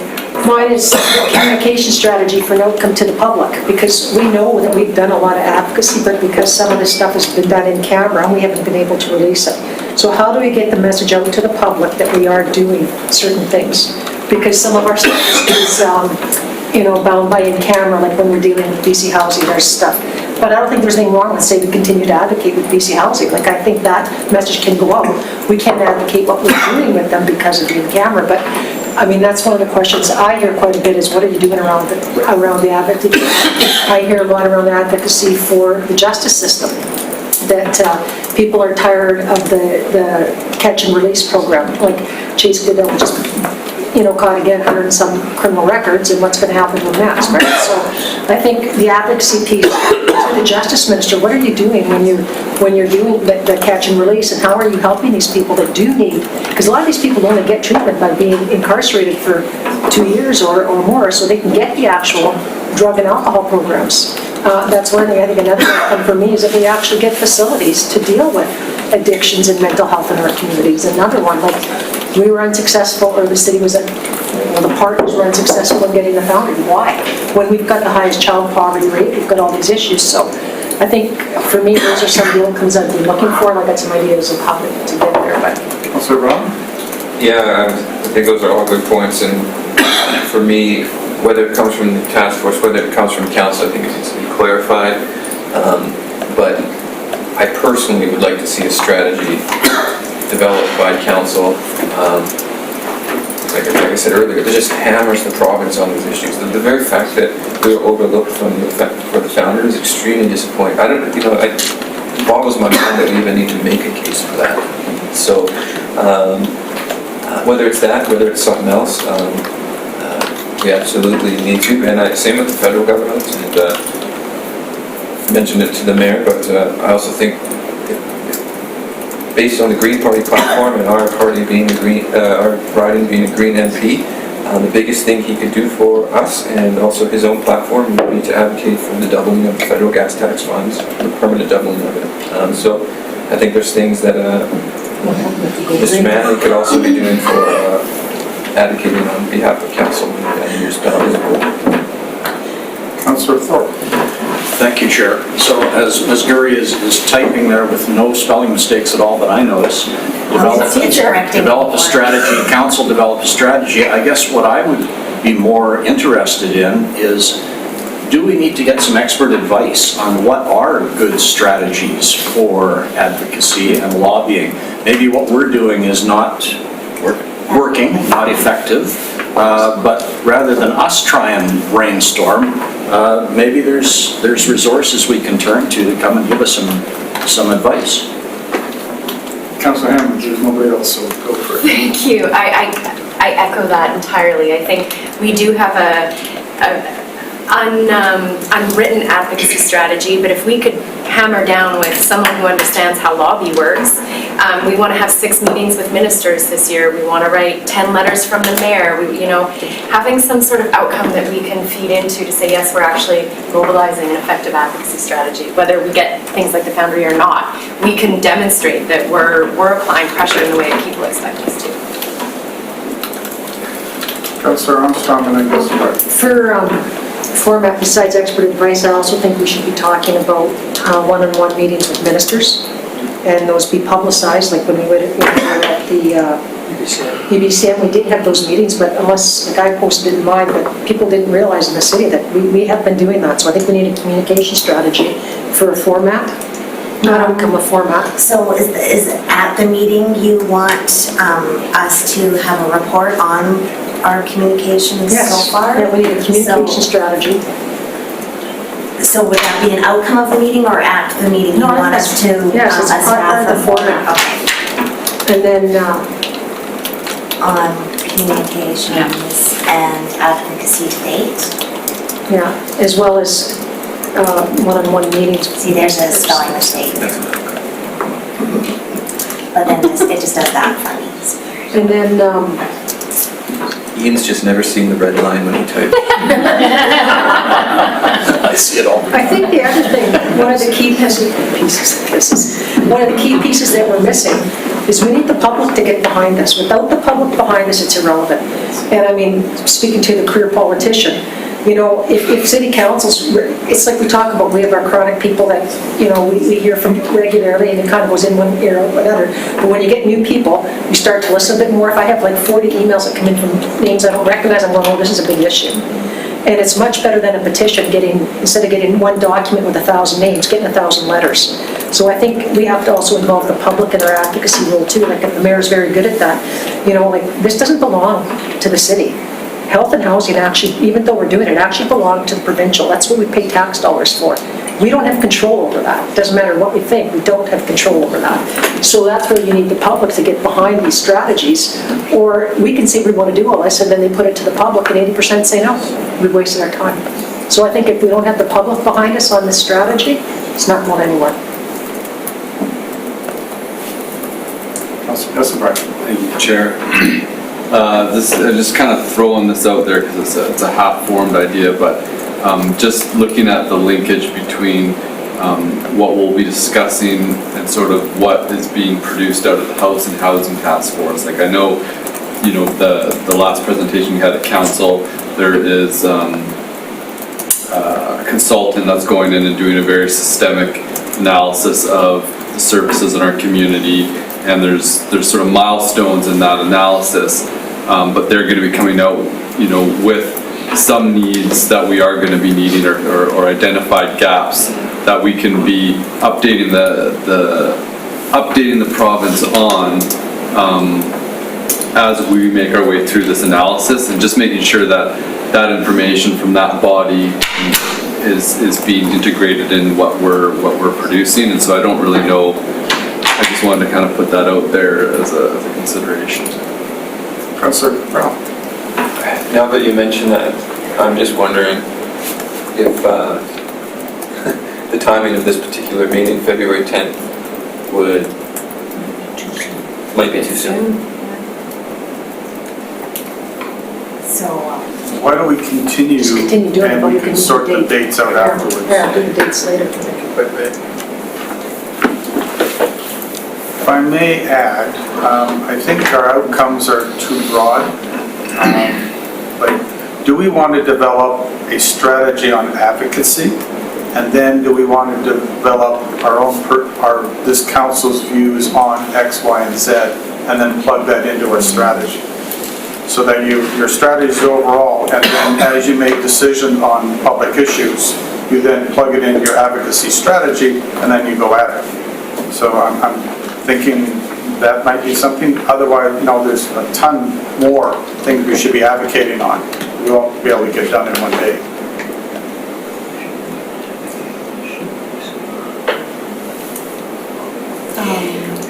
this stuff might work better over here. these are just some questions that could be answered in the format. Do we have a strategy, differences in strategies? So that could be all laid out on the table.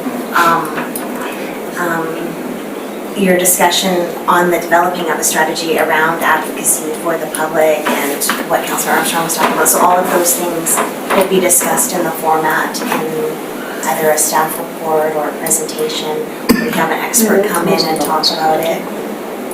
And then the outcome would be develop a strategy. And then implement. And Put it on the shelf and let it go. develop a strategy for Guarantee everything that health and task Implementation. force comes up with is sitting on reports upstairs. Guaranteed. Does that sit well with everyone so far? Sure, works for me. Good. It's just a general thing too, doesn't have to be. yeah.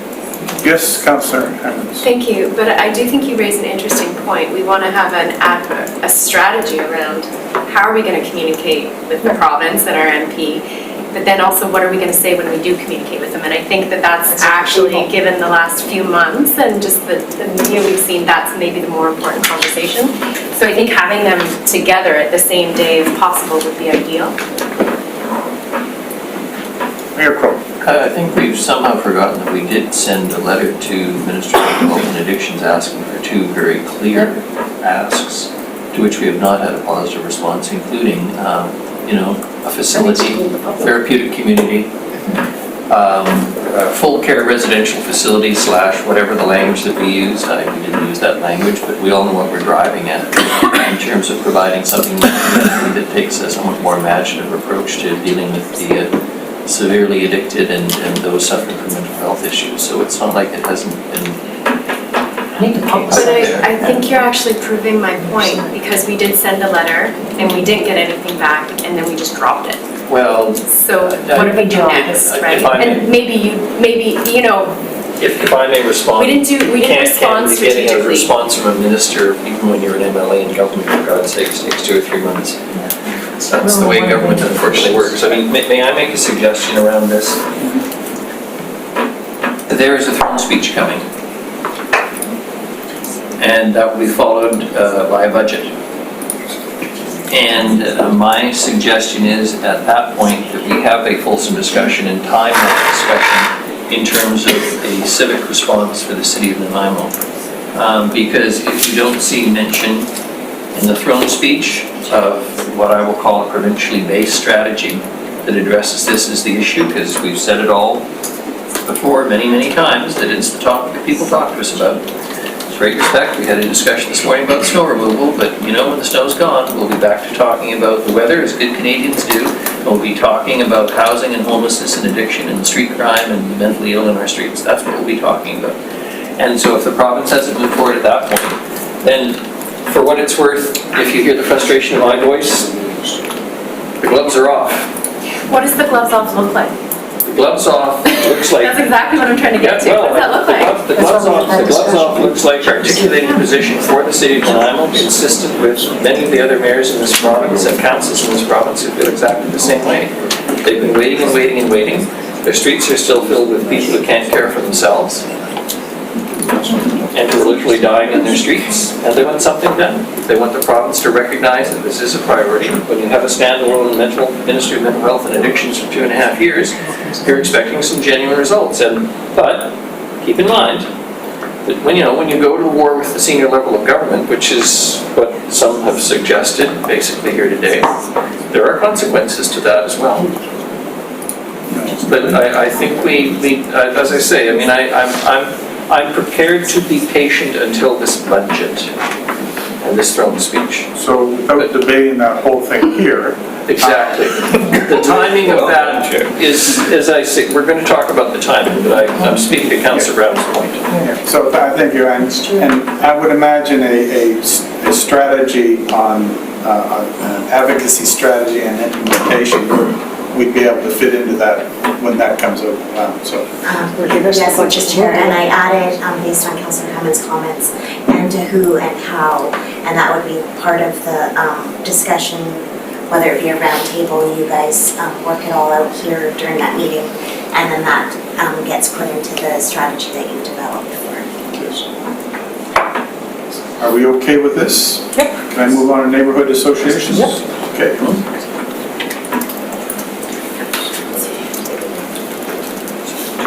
So what do people want to see as an outcome?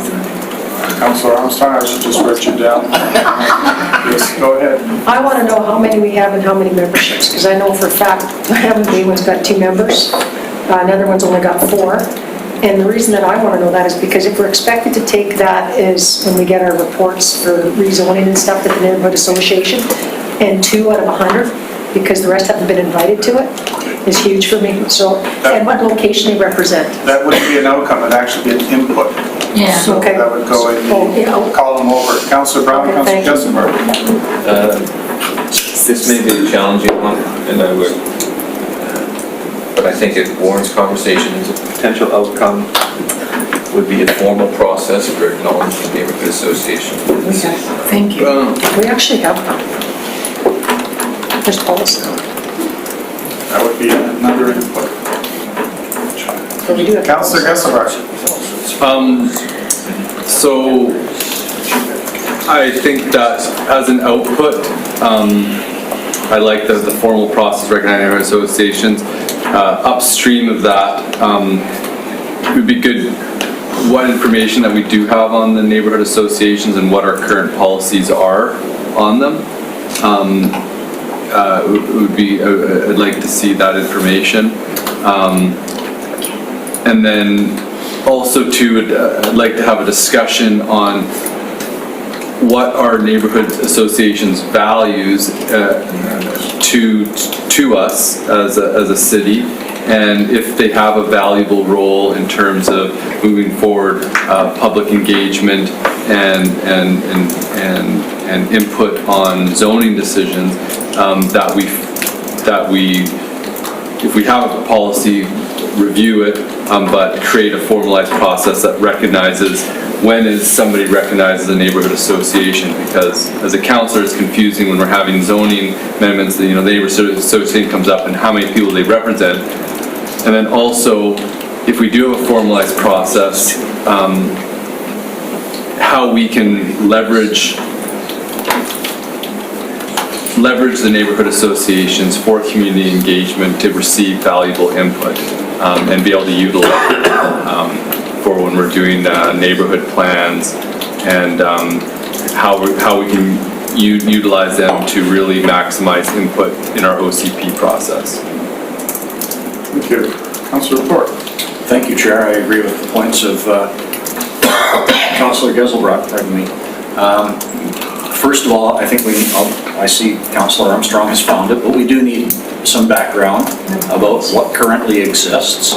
I guess what I would like to see us do is start with a clean slate and develop criteria for associations in each neighborhood to apply to be a formally recognized neighborhood association. And we need to determine, in my opinion, what do they have to show us to do that.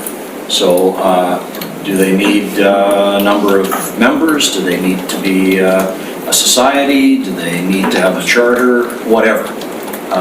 So I would like us to determine what are the criteria for neighborhood associations to be officially recognized.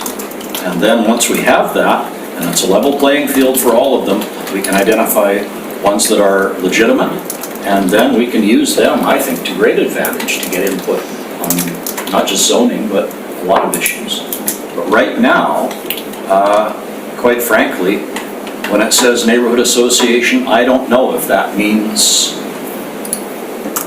100 people with an elected board and a formal charter, or if it means 2 people with a bone to pick.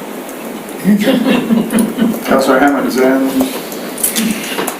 Thank you for the comments of both of you. I see the neighborhood associations as a key component of engagement, and I'd like to know, for those that we eventually determine as legitimate, which sounds like a terrible word, but how they want to be engaged by the city and what decisions they'd like to be involved in. So have it be about how neighborhood associations work in the city and et cetera, but also how what expectations neighborhood associations have of us around engagement. Councillor Christopher. In that discussion, I know that there are a couple individuals in the community associated, I think, with the Harewood Community Association, and then the South End Community Association.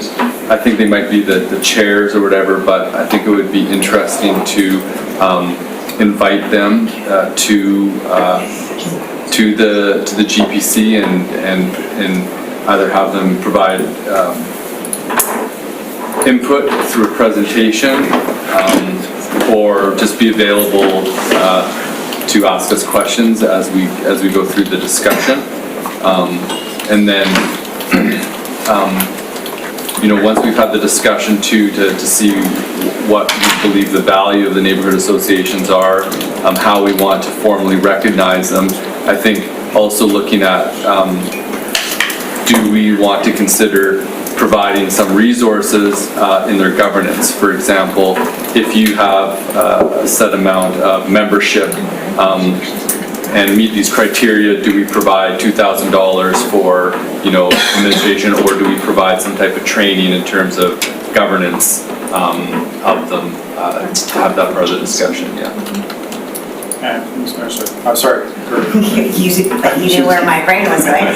So just earlier, Ms. Mercer made that comment about financial implications, and we talked about, for that part of this discussion, it would probably be best if there was a financial or budget thought of council that it would be deferred to the finance and audit, at least that section of it. So it could be an outcome that financial implications be deferred there.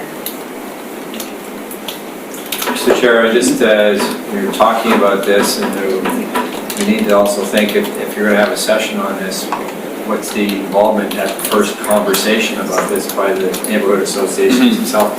Surely somebody will say, how is it possible you would have a conversation about us without inviting us to the table, whoever us is? That's just an interesting piece. Some people say nothing about us without us. So do you just want to have this conversation amongst yourselves and then go to the... Yes. They did mention inviting some chairs.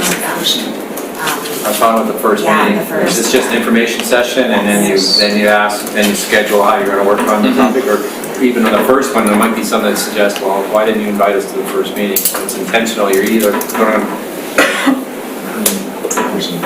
Well, if we go by our outcomes, this will only be the meeting, because we'll be actually setting policy at that time. Councillor Armstrong? There's also legal consequences. I've been involved in investigations, and I've been part of it into our neighborhood associations, which have legal implications on the city. So we have to be really careful of that too. So if we're going to do this, we're going to have things I highly suggest, which will come up in the discussion, societies, etc., form, so that we've got some fallback, because it can cost us a lot of money. Yeah, that would be a conversation for that. I'm just throwing that out. We want to have a legal. If, in order to bring the existing neighborhood associations in, would it be, I think we know who they are. I remember Mr. Lindsay mentioned that he has a list of them every once in a while. Why don't we just put out a letter saying we're going to be discussing this topic, you're more than welcome to come and sit in the audience, and in the meantime, we'd like some information on you.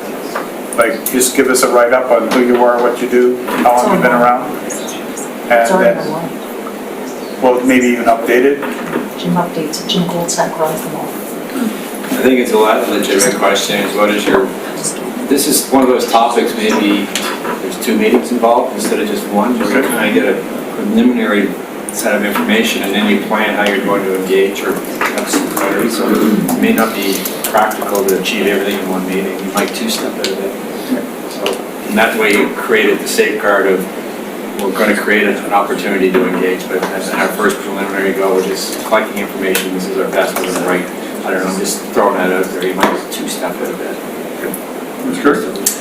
Thank you, Chair. And just to Councillor Hammond's point, the engagement with those neighborhood associations might be the step 2. Like, how do they want to be engaged, and or what part do they want the city to be involved in their organizations and vice versa? If I may just add one more on the outcomes, most of it is how they can be recognized by us, but I guess the other part we should have is what are their rights once they are recognized? What are they allowed to do?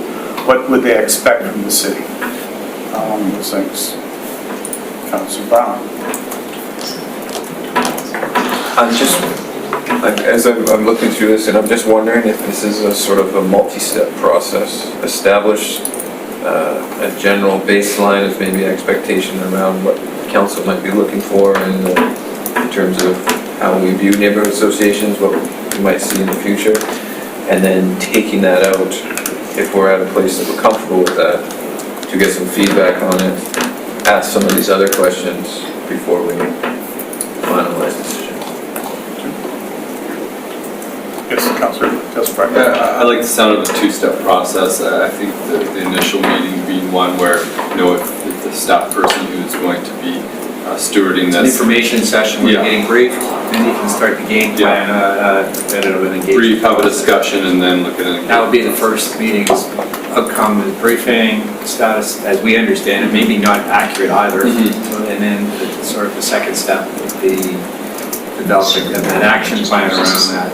And that way you've kind of safeguarded yourself that it's going to be full of errors, maybe some differences of opinion, and you started to provide the second place where people will get involved. Because if they start coming in at the first meeting, it might be just a little bit too unstructured, and you won't have a complete liaison. Just to build on that, can we, is staff able to access information on them so that, at that initial briefing, we'll have sort of a bit of stats? A brief update from Mr. Lindsay on that. He may have some information that could help inform us a bit on this. Like in terms of, we do have a fairly current set of contacts. Through the chair, certainly at that time we'll be able to brief you on, for example, the number of self-identified organizations in the community and how we interact with them, what support staff provide them. So there's both the neighborhood and then there's the neighborhood network, where the network groups, the neighborhood groups connect and how staff support those meetings, often attend those meetings. We'll do a little bit more work on certainly what we know the governance structures of each are, and I'll tell you right now, I don't know off the top of my head what each of them, but I know there's a wide variety. Everything from ones that are formal societies and well-established and have regular AGMs to ones that are, a couple of people that identify themselves as a neighborhood association. So it's a very wide spectrum, and we can certainly have a discussion from staff's perspective, certainly some benefit from formalizing that. I will say there was an attempt a number of years ago to do that. Considerable pushback from the associations at that time, and council at the day dropped it, but certainly it's worth that discussion. Councilor Thorpe.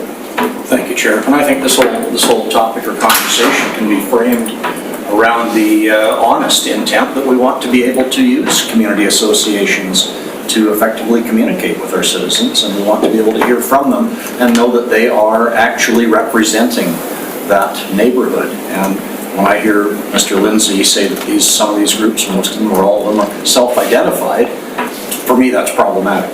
I think we need a more formal process of identifying who they are. So the first meeting could be certainly as much clarity of what we understand to be the lay of the land. And that's sort of an outcome, it's just clarity and then a bit of a game plan to be developed in terms of moving forward on the subject. And I don't know if we're going to be able to get much further than that in the first briefing, so it means you could have perhaps other topics on the same day.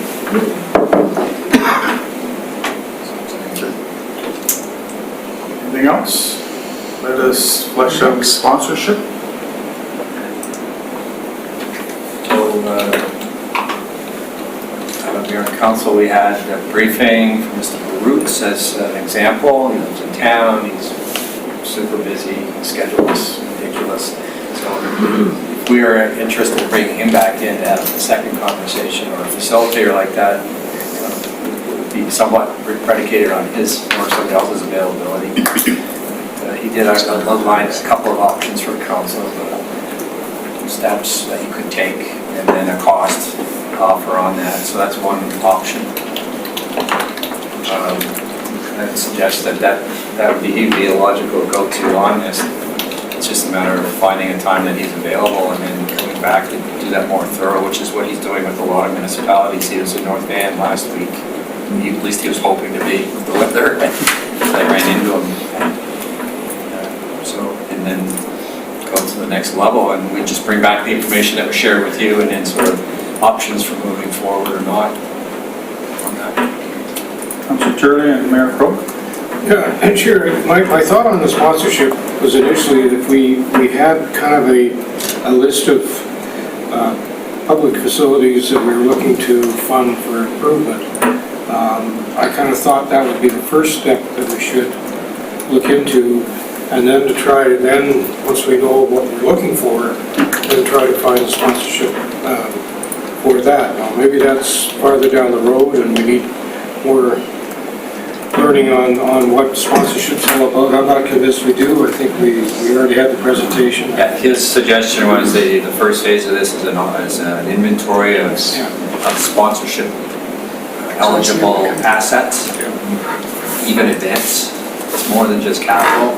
And then once you've got the baseline, then you take it to the next level. So it's sort of a 3 or 4 step process. And he used Kelowna as an example where it took a few years to get there. That was the comfort level of council.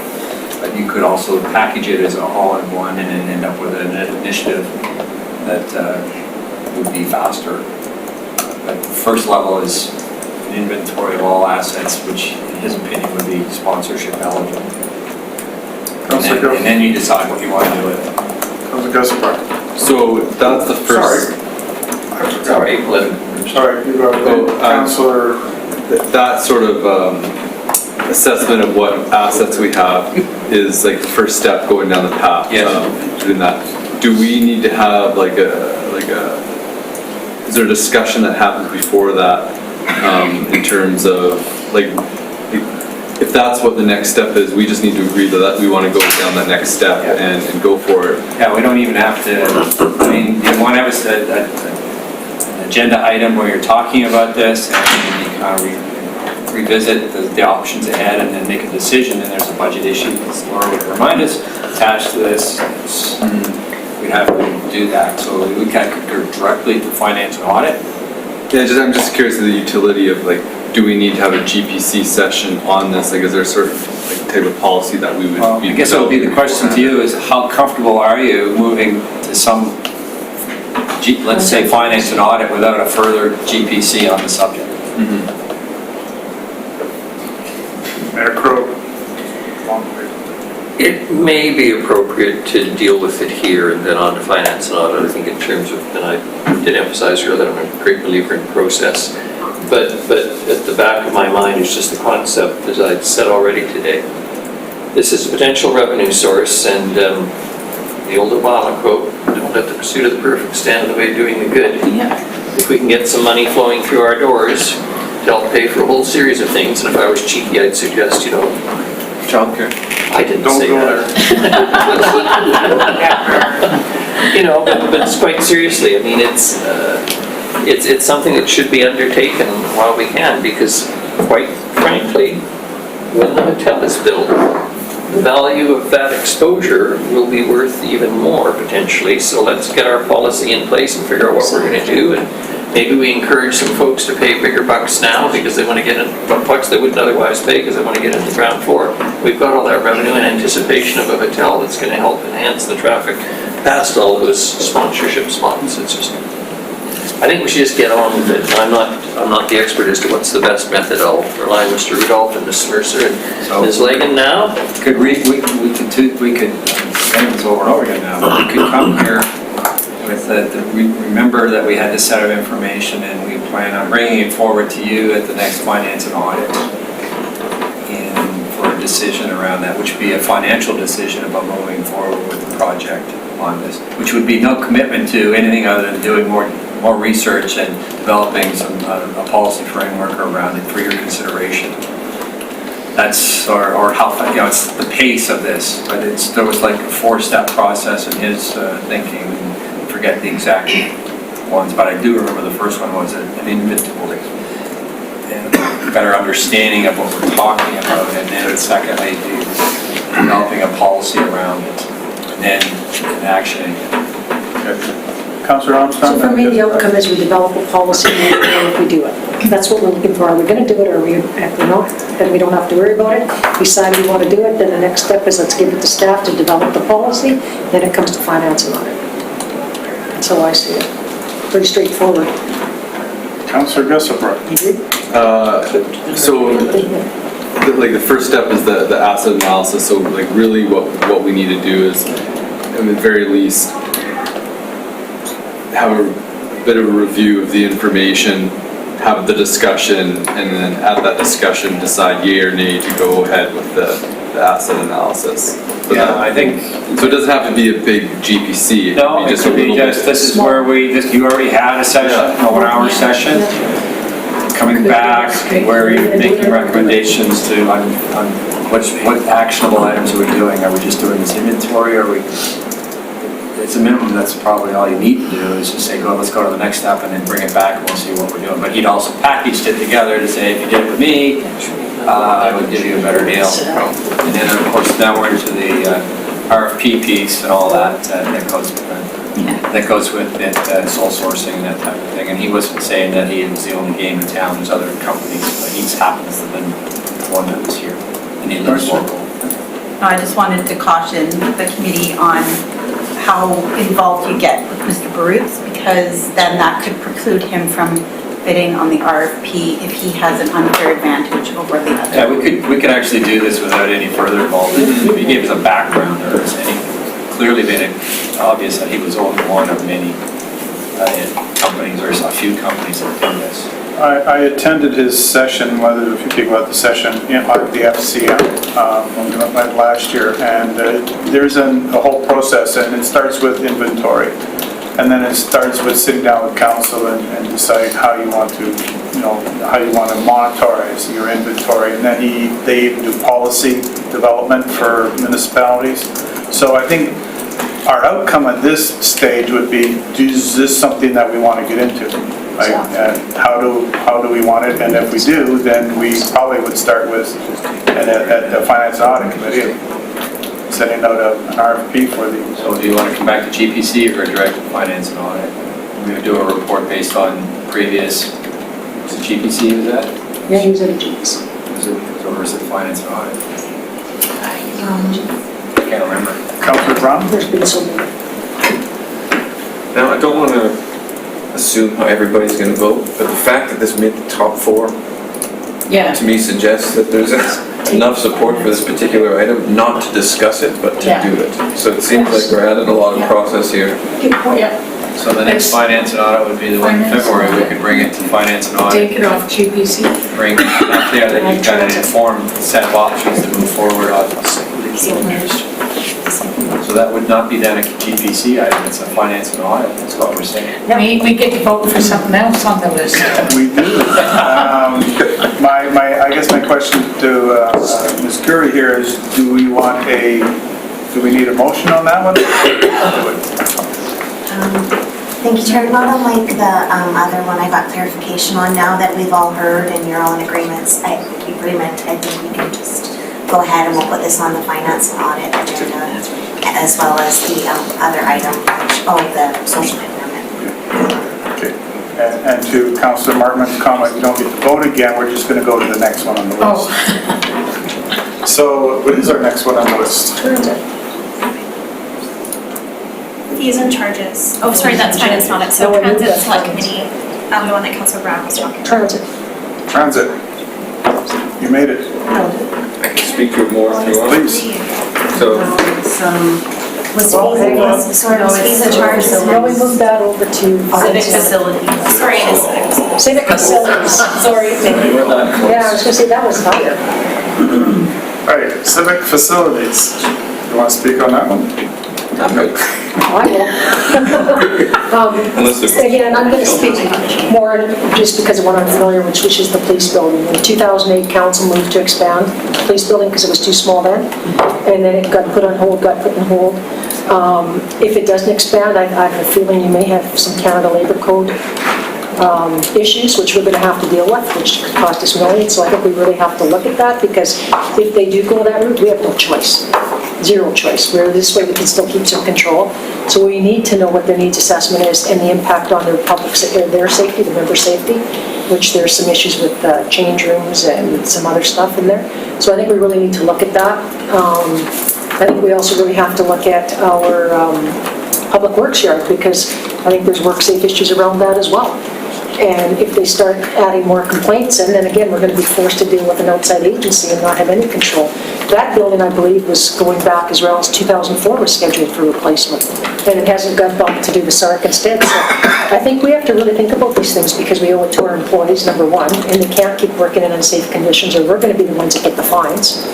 And these are, the public works is one of our biggest budget items for the city, and one of the most things that most public are concerned about. So we really need to look at our facilities, because if something happens and somebody gets injured, we're on the hook, because we know about these issues. So I think it's really important that we start looking at the priorities of the ones that Mr.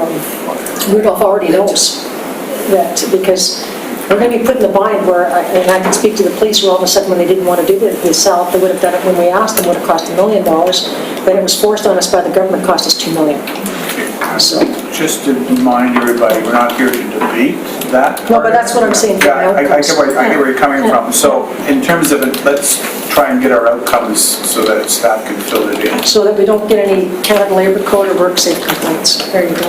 Or come up with the top 5. I didn't suggest that it's not kind of like the last time, the first stage is just give you a set of information without overdoing it, but just kind of give you the top sort of topics. And in shaping that, I did hear some interest in some of the recreational facilities or outdoor sports as well. So is this just buildings, or are you interested in a little more on the stadiums and turf fields and all that kind of stuff, or do we just stick to the facilities at this stage? Councillor Martin and then Councillor Thorpe. Thank you. I think this is getting a bit too detailed, but since you brought up the RCMP, Councillor Armstrong, for me, one of the buildings is the Fitzwilliam Community Building, right? That's where 710 Club is? Yeah. Community Services? Across the street. Oh, where the fire department is? Yeah, is that where the fire department is? Yeah. Library?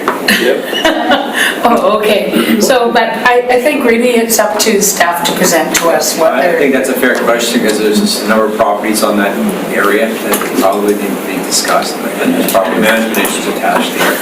But that's come up. I appreciate that that's been a subject of interest to members of the community as well. Right. Okay. Councillor Thorpe. Thank you, Chair. So, yeah, this is an important topic for me, and civic facilities to me also relates to capital projects. But it's mainly, I think, to do with potential replacement of existing facilities. And I think we need, first of all, some background information on what are the top priorities that are going to be coming at us, if they're not already here. But then beyond that, what's our strategy for dealing with it and financing it? As I've indicated before, I'd like to have a discussion about that.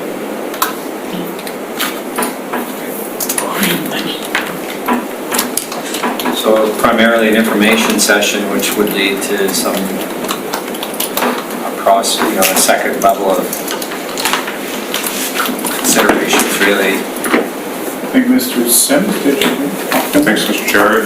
Just for the Councillor Thorpe, I just think the capital project civic facilities, you're really talking about, how do we pay for these, and if we have to roll the whole big picture of the waterfront walkway, the South End Rec Center, the Public Works Yard, RCMP, all of these things into some broad overview, we'll be able to have a view to financing. How do these get financed, borrowed for, et cetera, funded? So that may be rolling the capital projects piece into this. So I guess the outcome is, from staff's point of view, just getting an up-to-date set of information on the table so that we're all looking at the same set of information, and then that's the minimum, and then that does ultimately possibly lead to some action items. I mean, some of the list of our larger capital issues exceeds our financial ability to do in the foreseeable future unless you seek alternate financing arrangements or that type of thing. There are projects like the Waterfront Walkway, it's one in the Port Theatre, and these sort of larger capitals which we need to kind of have some decision-making as well around, because that will help to inform some of these other projects. And then there's always ways to phase and iterate and interim solutions and that type of thing, but just getting it on the table, I think, is a great first step. Okay, is that our full four?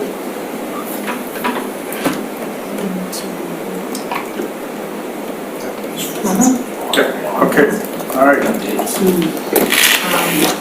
Well, this one is to be determined, I think arts and culture line. So it looks like the next one might be neighborhood associations for the next GPC. Staff can get together the background information, at least part one of the neighborhood associations. Looks like it might be our next. They're already working. I'm guessing that the next part is how do we do number 5 later, right? So we are going to have a half hour-ish at the end of each of these meetings. If we want to do it the same way, we'll just vote on what's left, add things onto it, and then just take whoever wins. That's a good idea. Yeah. Okay, all right. Transit's coming up, Tyler. Everybody gets to do all the votes all over again. How many votes again? As many as you want next time. Exactly. Councillor Mayor Croak. So can I just clarify, when is advocacy coming up? What date? That'll be the 24th? Advocacy, I did put in the date. No, like, so the dates are put in before we had the discussions. So we're So for gonna have advocacy, discussion I on the dates put now. time Okay, sure. to be determined on other levels of government calendar because of the comment you made. So I was thinking of maybe putting it the last one, the last date. Go ahead. Thank you, Chair. My suggestion is, unless the dates change, the throne speech is on the 11th, the budget to follow the week after, that the 24th will be the almost perfect time to have the discussion around advocacy and what that looks like, as opposed to letting it slip by later. Right. That was an agreed-on, very important topic for all of us, and neighborhood associations, no disrespect to neighborhood associations, but they can be discussed on the 10th, potentially, or the 20, yes. Yes, I think it's the 10th. Well, we got our compartment, we got arts No, he's and culture. moving that. No, that's- We're moving that, so we got it. Gotcha. So it'll be February 10th will be neighborhood associations and then advocacy and then down our list. Yes. Okay. And these are the big items. Is it possible if other items come up that could be put on agendas? We need to be able to do that a little bit. Oh, 100%. Right, these are the anchor items, and then we budget a certain amount of time for each, that there should be other time for topics. we're totally flexible. All of us less so. Move for adjournment. No. We got more. We have more? Yeah. We got Let's try it. task force. Any resolutions? Let's do it at 8 o'clock tonight. According to my agenda, we're now down to committees and task forces. Oh, really? Yes. Well, I suggested that may be another topic for another day. Okay, so we're gonna, I'm not sure how much time we do have, because I think we need to have time for the ICC resolution. We need to get a report to you for the council meeting on the 3rd. And we're out of time, so just so you're determining what topics need to be voted on, I guess, in terms of your resolutions for the 3rd. So this is, you need that. We hope that you can inform this today and come forward, unless you have another. Why don't we flip these two around? Yeah. Maybe ICC now, and if we have time, we can chat about the news. Councilor Brown, do you want to start this off? Unless Ms. Geary. Yeah, thank you, Chair. So the 3 items under ABICC resolutions are the 3 items that I've received in that time period I gave you all to bring up topics for this table and discussion amongst you. If you agree with these topics, and I can give you a little bit of background on each of them, then they would go to council on February 3rd in a report format and the resolution format that ABICC requires, and you would vote on them at the February 3rd meeting, and then they would be forwarded to ABICC for their February 6th deadline. So the topics, and I don't know if I wanted, if Councillor Brown wants to speak to them, but there's three items here, and he's given me some background, but he can probably speak better than I do. Madam Chair, off the top, number 2 has been dealt with at a different table, so it's redundant, yeah. So I apologize, I actually never closed the loop with Ms. Curie, and I said I would, and made it onto the agenda, so my apologies.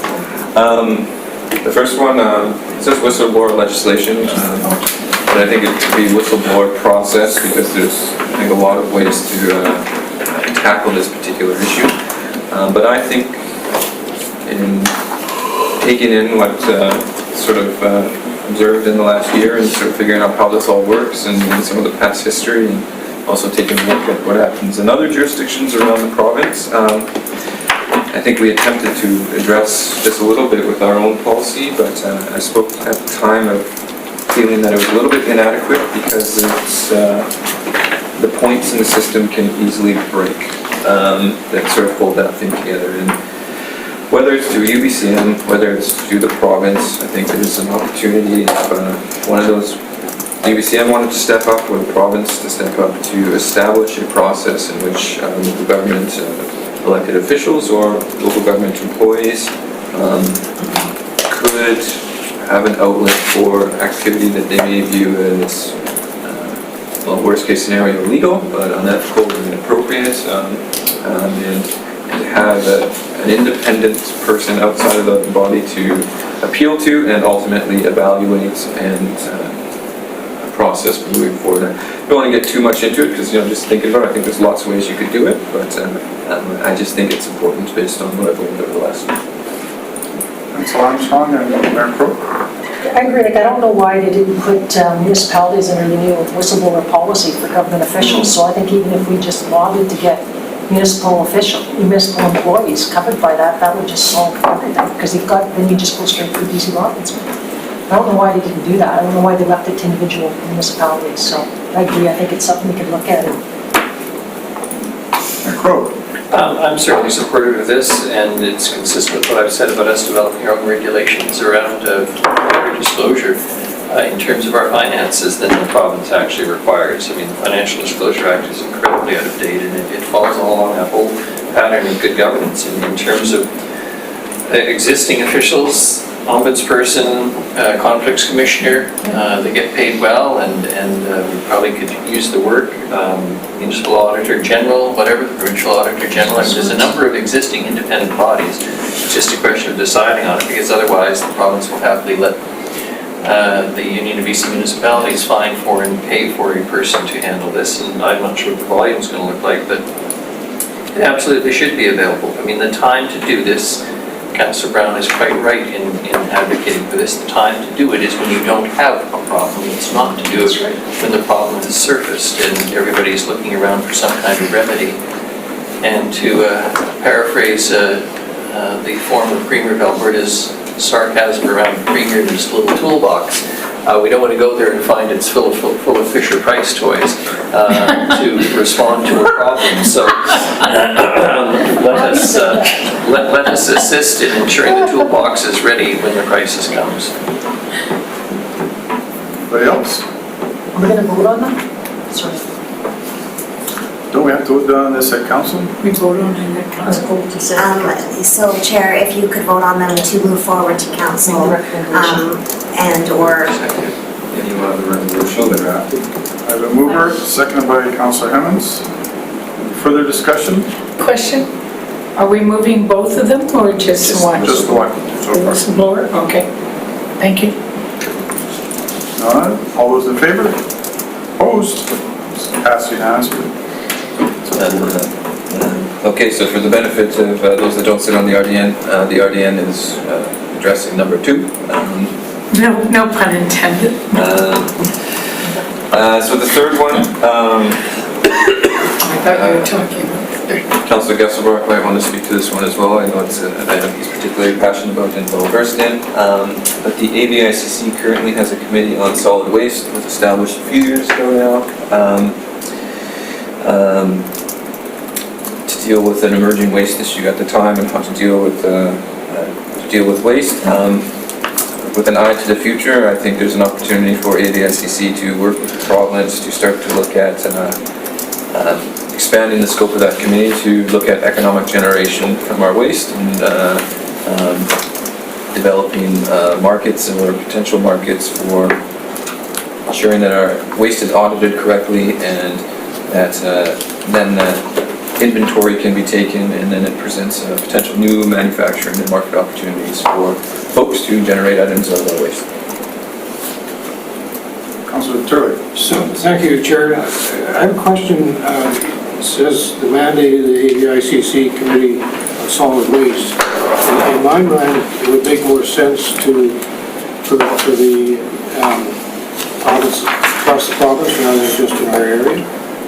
Would that not generate more reaction from the provincial recycling body, or am I not reading this right? I think that's a really important point. So basically, the ABICC has a special committee on solid waste. So basically, within the island and coastal community region, each regional district comes and meets and basically discuss solid waste issues for the region, and then that body can lobby the provincial government, but also it supports inter-regional collaboration. And I think on the scale of the island and coastal communities, there is room for collaboration just at that scale to make it useful. And so I think the motion that Councillor Brown brought forward about having the circular economy be added to the mandate is that basically the language being used is waste management, and as we're seeing now, this ties into all our recycling systems, how we're collecting the material, but also what's happening at the back end. And there's already a regional collaboration looking at, the plant out on the East Coast in terms of waste to energy. So this would just start broadening the conversation from it being specifically like waste management to the larger economic potential as well, and for that interregional collaboration. So I think it is useful to put that forward so that the committee can operate broader mandate. I understand all that part. My question is more, why are we just limiting it to presenting it to the ABICC? I'm assuming that these motions would be then proceed on to UBCM. This is why I'm sort of questioning why it wouldn't go there. Yeah, so I think some do, like specifically like why this just goes to the ABICC is because the ABICC already has this committee set up, and so it's directly asking them. I think that there is a motion that that has gone forward to the UBCM, I think through ABICC, but asking for a committee on solid waste, circular economy at the UBCM level as well. But this is specifically directing our regional body to do something different in the terms of reference of the committee. Start there and we can move up next week.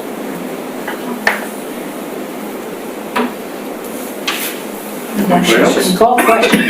Call the question. Did anybody move it? No, it hasn't. not yet. I thought, Move it then. I'll move it.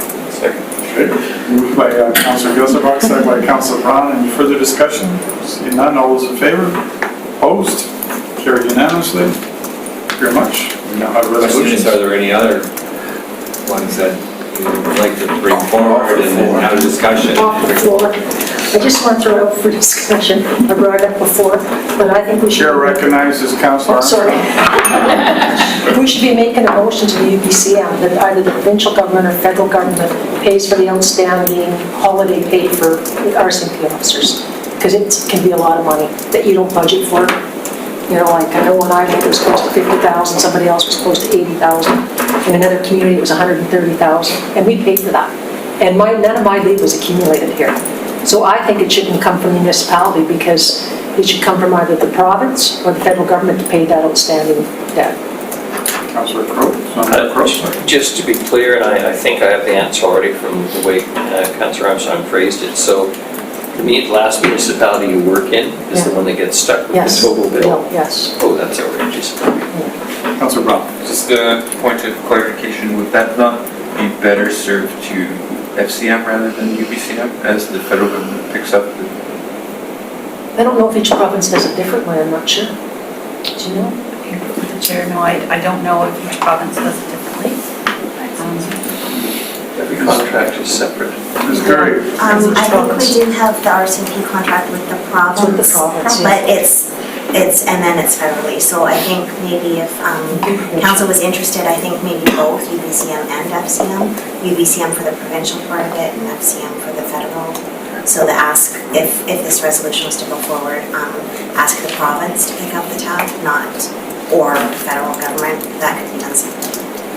Yeah, the only reason I throw it out is you can fit your budget pretty good, like, when you're planning on spending for the sake of argument, let's say that $400,000 downtown for improvements and stuff, and all of a sudden, we just got announcements that 3 RCP officers are going to retirement, and we have to come up with $150,000. And it lets Fort Nelson off the hook. Well, that's exactly right, so I don't know, maybe Ms. Mercer can comment. I know it isn't big overall, but some years have been bigger than others. And we don't necessarily get a great detailed breakdown of how, the details of the wage costs, but you're right, it is the city that they're currently employed in when they take the vacation, or we pay 90% of that, so. Well, I just throw that over for consideration. You can always go next year, it's no urgency, but. Somebody might retire. Well, you never know with the union coming in. So do we, is that a motion? It's not really. I'm just throwing out for discussion first, then if people think it's worthwhile, I can make it a motion. Perhaps you should find out who pays what. Well, I'm pretty sure the contract is with the province. Councillor Thorpe? Thanks, Chair. So, on the surface, this is something it sounds like I would support it, but I guess I have a hesitation when we are just hearing it for the first time. Yeah, no problem for next year. I guess I'd like a bit more background on any topic that's put forward. I'll do it for next year, it's no problem. I just thought of it right now when you said any other topics, because there's no urgency. Councillor Hemmons. Thank you. Not on this, but it also spurred a conversation on for me that arose during the budget, and that's that often people relate the tax increase to the, the cost of living, or what's that terminology? And the CPI. The CPI, but then we don't have a municipal comparison. Oh, we wanted to do that. Yeah, would that be something from your portfolio you would suggest would be useful for us as a municipality to be able to communicate that to the public? Through the chair, yes, that is something that I believe FCM or UBCM, I can't remember which one, has been lobbying the feds to do that. Or Stats Canada, that somebody issues that, like an MPI for various regions of the country. And that way it's standardized rather than, the argument against individual municipalities doing it is it can be more skewed, but not to say that it's not more relevant than the CPI measurement. But I know that they have in the past been lobbied by the various organizations. So what we, if I may follow up, what we heard at the RDN table is that AVICC has given the advice that even if it has gone forward and passed and there is advocacy happening, if we're not feeling movement on the ground, that we should put another motion forward to apply pressure. So just throwing that on the table, very 11th hour. It's something we discussed during the budget, but it could be really useful for us. Councillor Armstrong? I would support that, because I think that's a really important piece, because a lot of people do mix up the two, and like the mayor's been really good when he talks about it. We've asked Laura publicly to explain it, but it might be really good if we could have the MPI so that they know where we are on the list versus, so you say Vancouver's at 8%, but they have a different charter, they have different ways of doing it, so I agree. I don't know if that would take a lot of work to do or not, but I would be supportive. Councillor Brown? Yeah, so unless it's called something different, I just searched the resolution database for UBCM and it was considered in 2012 not endorsed, and nothing came up for FCM. I actually wouldn't support it. Well, I think it's useful. Your taxes are your taxes. It's based on your service level. If it's just to make folks feel more comfortable by saying, oh, this doesn't relate to the consumer price index, well, I just don't think that's worth any of these bodies spending their advocacy powers on something that makes local officials able to make their tax increase a little more digestible to the community members. Councillor Mayor Crowe? Let me speak for Mary Poppins. A spoonful of sugar helps medicine go down. And I would support a resolution that makes it easier for us to explain away tax increases, because, I mean, people do get it. You know, the simple example, I think Mr. Rudolph used it, we don't buy groceries. Oh, we do buy a little bit. We certainly buy a lot of pipe, though. You know, and we pay for construction materials, and we, you know, labor, and we pay for all kinds of things. I think it's useful, not just for our purposes or other municipal purposes, because I think the public should always be educated about how government works, so they might actually have a little more regard for it and preserve our democracy as we look around the world in a world of collapsing democracies where people have lost faith in their political institutions. The greater the public education is around these issues, and I say this in a broad sense, I think is valuable. And I just think it's worthwhile. It's worthwhile because lies, damn lies, and statistics, well, I'd like to have a few statistics. Councillor Hemmons and then Turley. Thank you. I just want to back that up. I don't think this is necessarily about making the taxes digestible. It's about, we talk at our check-in at Ben's about how we communicate to the people who elected us. This is how the system works, so that when they do want to apply pressure, they do so effectively. That's a personal passion of mine, and so I would like to have actual stats and figures that we can say, yeah, it looks different than the CPI, and this is why. I think that would actually be helpful for people. It's not a PR exercise on that.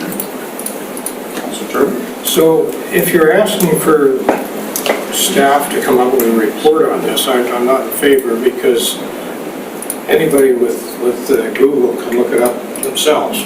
And we already have the answers that might cost more labor. I don't care what argument you use. The fact that we've had a staff report on it really isn't going to make it any more palatable than by just telling themselves what we think.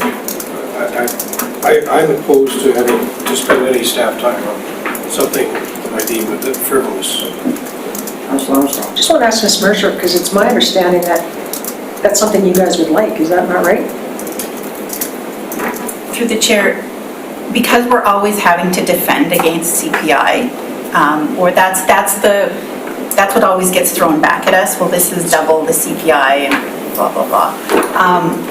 It would be helpful that way in saying, because what we do is we try to go out and say, well, we don't buy the same grouping of goods as the CPI. We buy up from a different group. So it would be useful that way. It would be a useful tool in saying, in that education, as Councillor Hemmons said, to educate them on what the different indexes, what they measure, and how ours is different than just the general consumer. One other thing is, again, going back to your statistics, if you had that and then we found that something was a bit awry or going up too much, we could lobby the government on that part. And then we would have more resolutions, you guys. So, what are we going to do with it? I'd support the motion.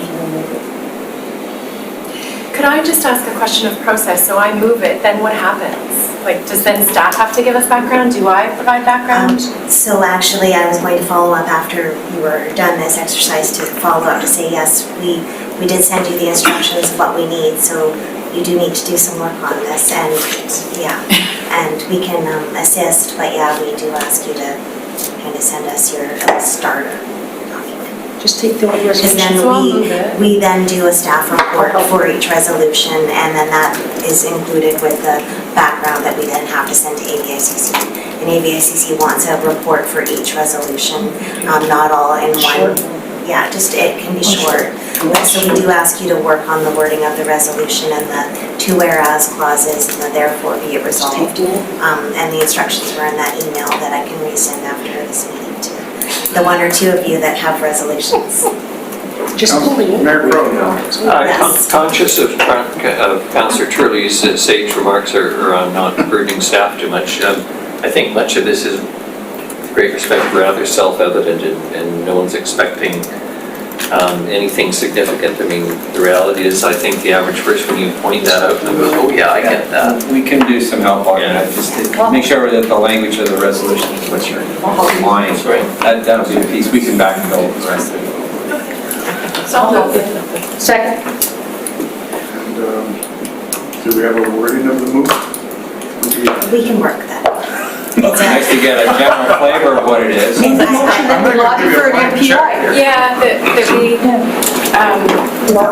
yeah, I can finesse it, but we can, lobby for the province, but it would be the province to identify an MPI in advance of municipal taxes or.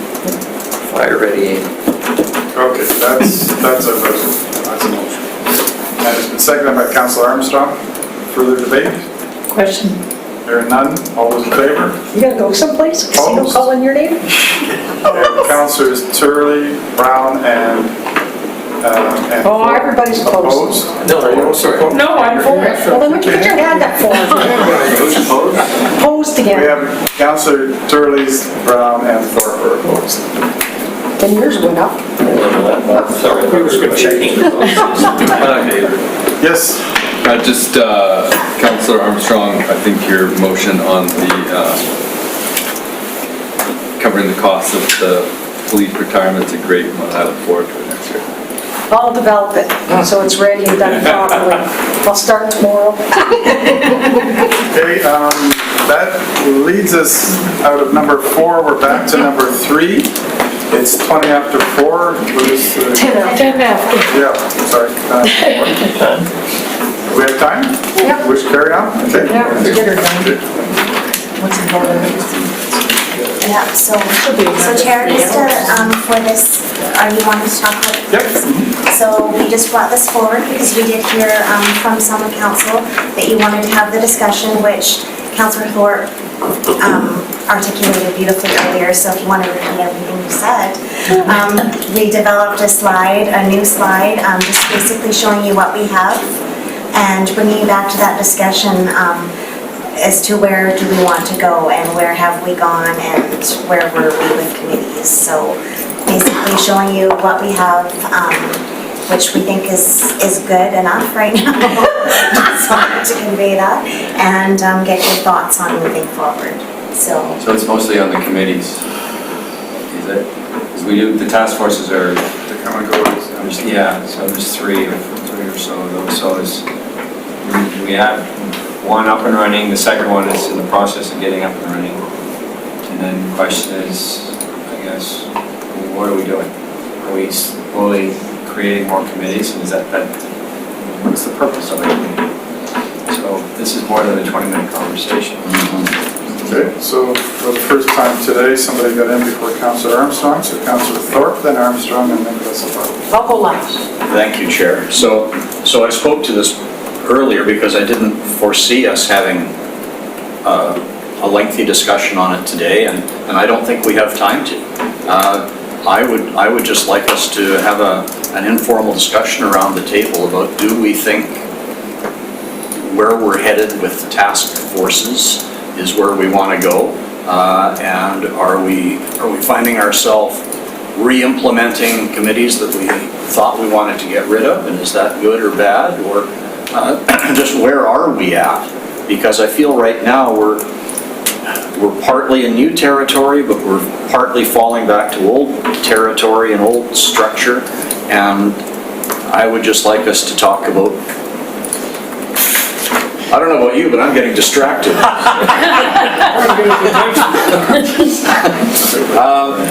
Is what we're doing what we want to do? And if we're talking about more committees, then what ones are we thinking about? And when do we have that discussion? So I think we do need to have this topic, but I'm not convinced we can do it today. Councillor, sorry.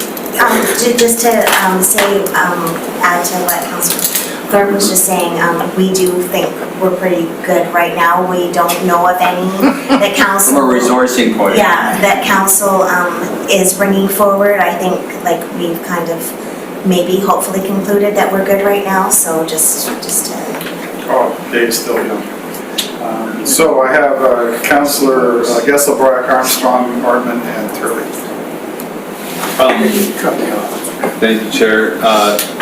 So are we going to proceed to just have a conversation for 20 minutes and then see where that goes? Or we decided sort of on our process? You don't have to wait, you don't have to go to 4:30, it's only, you want to just protect that time frame. So it's up to you, really, if you want to have a conversation. Why don't we just... Let's decide on that and then... We're having a conversation. Why don't you... Okay, we're going to have a conversation then. I think that we have the committees that we absolutely need to move things forward at the moment, and we're still working out how to drive this GPC function in committee and potentially maybe before we start adding more committees, see if we can utilize this structure to maybe get the input that traditionally came from committees in the past. And if that doesn't work and we notice that we can't move forward business that that we want to without the committee, then go down that route. I don't get the sense that there's any imminent ones. I think the Youth Advisory Committee was brought up as being something. I know that there's pressure from the community a little bit on that, and potentially that could be one conversation that'll come down the pipes. But other than that, I don't foresee other one. And then also there's the one that Councillor Armstrong brought up, but I think that might be able to be addressed through the GPC structure. The one item that I did want to address was with the protocol agreement working group and those stakeholder committees like the tribal journeys. I think that we need to have some discussion on how it ties back into council in terms of keeping council abreast of what's happened in those, because there are decisions being made there that are affecting resource allocation and policy, and I don't feel that the lines of communication are as tight as they could be with that. Councillor Armstrong. I was just going to refer again to the youth advisor too, because it's something we said we'd look at again, but I'm just wondering, and I just throw it out for discussion, if we just do have a GBC one time, and everybody in the youth that are interested to come forward and talk about their issues at that table then. Because then we are hearing the voice, and you know, we can then address it, like if they want to come in and they're going to talk about, we've got this concern about environment. I know when I talk to my nieces, they're not concerned about environment, they're concerned about racism. That's their number one issue. And so I think we could hear from the youth at that table, and then we could get people that just don't belong to certain groups. You could get all sorts, you know, and say this is, you know, just for youth. You know what I mean? Like, otherwise we're going to get the same people that apply, that you know, can only make a certain amount, can commit. Because there's other groups that can't commit that would love probably to come forward and say, you know what, here's my concern, blah, blah, blah. You know, because the schools have theirs, which I believe most youth advisory committee should be at, is at the schools. So we're only going to get their perspective. Instead of like maybe some, and if we use the definition of youth from governments like 24 and under, whatever it is, so then you could get some of the university kids. You could just get a really good cross group. Or I still love it. Ms. Gurry.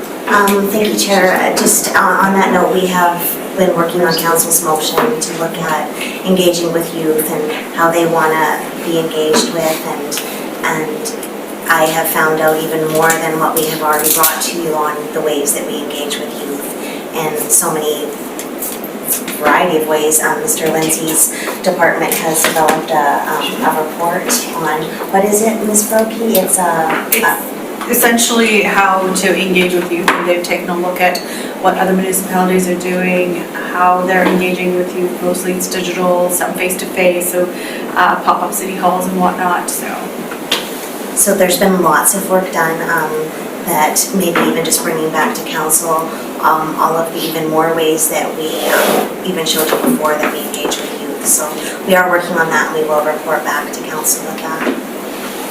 Okay, I've got you. Just have to spell your name here. Councillor Martman, Turley, Emmons, and... I'm done. You're done?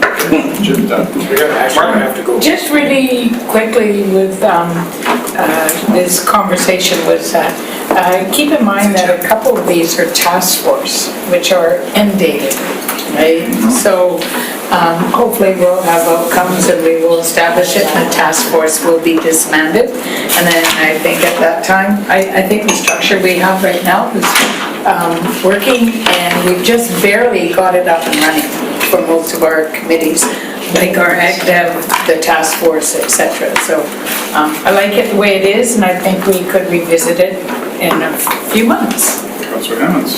Thank you. Just broadly speaking, I've been a bit concerned with all of the committees and task forces because at the outset, we had said we designed the GPC to not go down that route because both are very staff resource intensive. So that's just a concern that I've voiced here at the table before. With youth, I think having them at the GPC is a perfect avenue for using that governance structure to dive deep into a topic without having a committee that staff have to generate an agenda for every 2 weeks or every 2 months, et cetera, et cetera. So appreciate that youth are going to be, or that a report is coming, and just some, I think, expressing some general concerns about the creation of further committees. Councillor Thorpe. Thank you, Chair. And that was my concern too, Councillor Hammonds. I've been staring all afternoon at the capacity box there. When I made my comments, I didn't mean to suggest that I was unhappy with the way we're going or what's happening now. I was just curious to get a sense around the table, and I think I was wrong. I think we can deal with this topic in 10 or 15 minutes, and I think we've just about done that. I really like Councillor Armstrong's suggestion of using the GPC to hear from groups such as youth or the arts and culture component of society. So I think there's an avenue there that we can use that will preclude the need for more committees. I was fearing for a while that we were heading back to more and more committees, and I don't think that's really where we want to go unless we really need to. And I like the task force idea with an end date, as you say, Councillor Martin. So I was just curious about the rest of the table. Mayor Crowe. I was just going to say, I have no intention of gilding the beautiful lily that the councillors have cultivated, so I think this discussion is done. Well, almost done. Go ahead, Ben. Just with respect to the youth, and this report will be coming forward, so we'll have more discussion on it, but I think, yeah, just like keeping the idea of trying out a round table, or something like that, if it's appropriate. But remembering that we do have that tool at our disposal. And if I may just sum up my views, I'm fine with less committees or carrying on as we are. But I do hear from the members of the public, and both Darren and I were at an open house for Teutonica, and in which I heard that there is even though we're having less committees, we still need a way for the public to engage and have their voice heard. In this particular case, they were referring to that rather large tune that that Bill brought in there a number of weeks ago on our what is that? Engineering standards, right? And they wanted to have some input on it, and they used to have a committee that they could do that on, and it doesn't exist anymore. So if we're not going to have committees, we still need to find a way to allow the community to engage us on things that we're making decisions on. So that's the only thing I would. And Mr. Sims? That particular engineering standards have been well publicized and well engaged with not only the professional community but also the public at large. So that's just as an aside. Councillor Hammonds. I'm just going to say something really quickly. I think we do a great job of engagement. People just don't know what is available to them for engaging. And that's not necessarily our fault, that's not a communication fault, that's just people want it right in their laps, and that's not how a system like this works. So that piece around engagement is kind of like parking in downtown. There's lots of parking, but they want it right in front. There's plenty of parking in the center, but just there was one other thing I just wanted to remind you of after we discussed the committee thing. it's the, next week, we have a GPC on strategic plan, which strikes me as being similar to today in some ways. But you're taking a look at your strategic, stated and strategic priorities in that document and confirming or tweaking or changing those. So it's a bit of a repeat, but it's looking at it from a different lens. So if the document is current, then we will work from it, and that's what's the whole purpose of it, right from the vision, mission down. So that's just, it's not that we're rewriting it, but it does give you the chance to revisit it and refresh your memory about what you had decided were the priorities.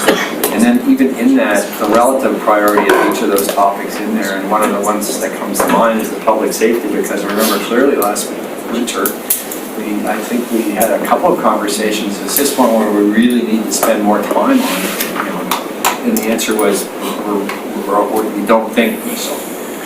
Because of, you know, it's not to say it's not important, but we need to spend more time on now. With all events throughout the year, you may have changed your mind. And what does that look like? So that's just one example. There might be others where we refocus it.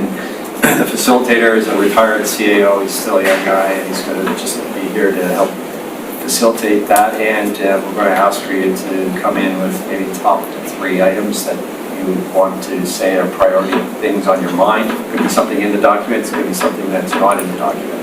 And so we hope the outcome of the meeting is an updated strategic plan that we will bring back to you to confirm at a council meeting. So that's next week. I'm not sure what time we're starting, but I thought it was like a full day. I think it is a full day. Sorry about that. Is it 9 to 4? Oh, what? Do you think you need that much time on that, or would you like less time? You can always leave early. So we had it in thought, it might be one of those full day It's 9 things. to 4. Or we could, so you could start early and finish early, or we could maybe compress it based on, there's some overlap with today. Start at 11. What's your thinking? I think we probably would start at 9 and quit when we're done. Yeah. Okay, so if you're done at noon, that's fine with you? Yeah. Yeah, we were at Probably fine 4 with hours everyone and else 30. too. Is it 4 hours and 30 minutes? So we're not going to spend a great deal of time on what you know. Yes. This is all about background, quick, this is it, this is what we've listed out as what we understand we've accomplished in the past year related to the strategic plan topics. And then it's your turn to go around and give, you know, this session and then it's, okay, how does the outcome of that conversation relate to what's in the document? You know, Councilor Brown is one to constantly remind us that we're saying one thing in our official documents, but maybe we're not practicing it on the other end. I think the example is pedestrian infrastructure or something to that effect. That's a great point. If it's in there, what are we, you know? So there's opportunities to revisit a broader set of issues next week. So we're not asking you to dedicate days for it. Could be more. Okay, so we'll start at 9 and we'll see where it goes, and we'll get the package on Wednesday, and it's not that big. Bill? I want to thank everybody for sticking around for as long as you did. I appreciate that. Thanks, staff, for hanging in there. I think we got a lot accomplished today. We got all our goals done. We have a GPC fixed, and away we go. So at this point, I think I'd ask for a motion for adjournment. Oh, you got to first. Beat me. Second, Margaret, all in favor? Thanks very much, everybody.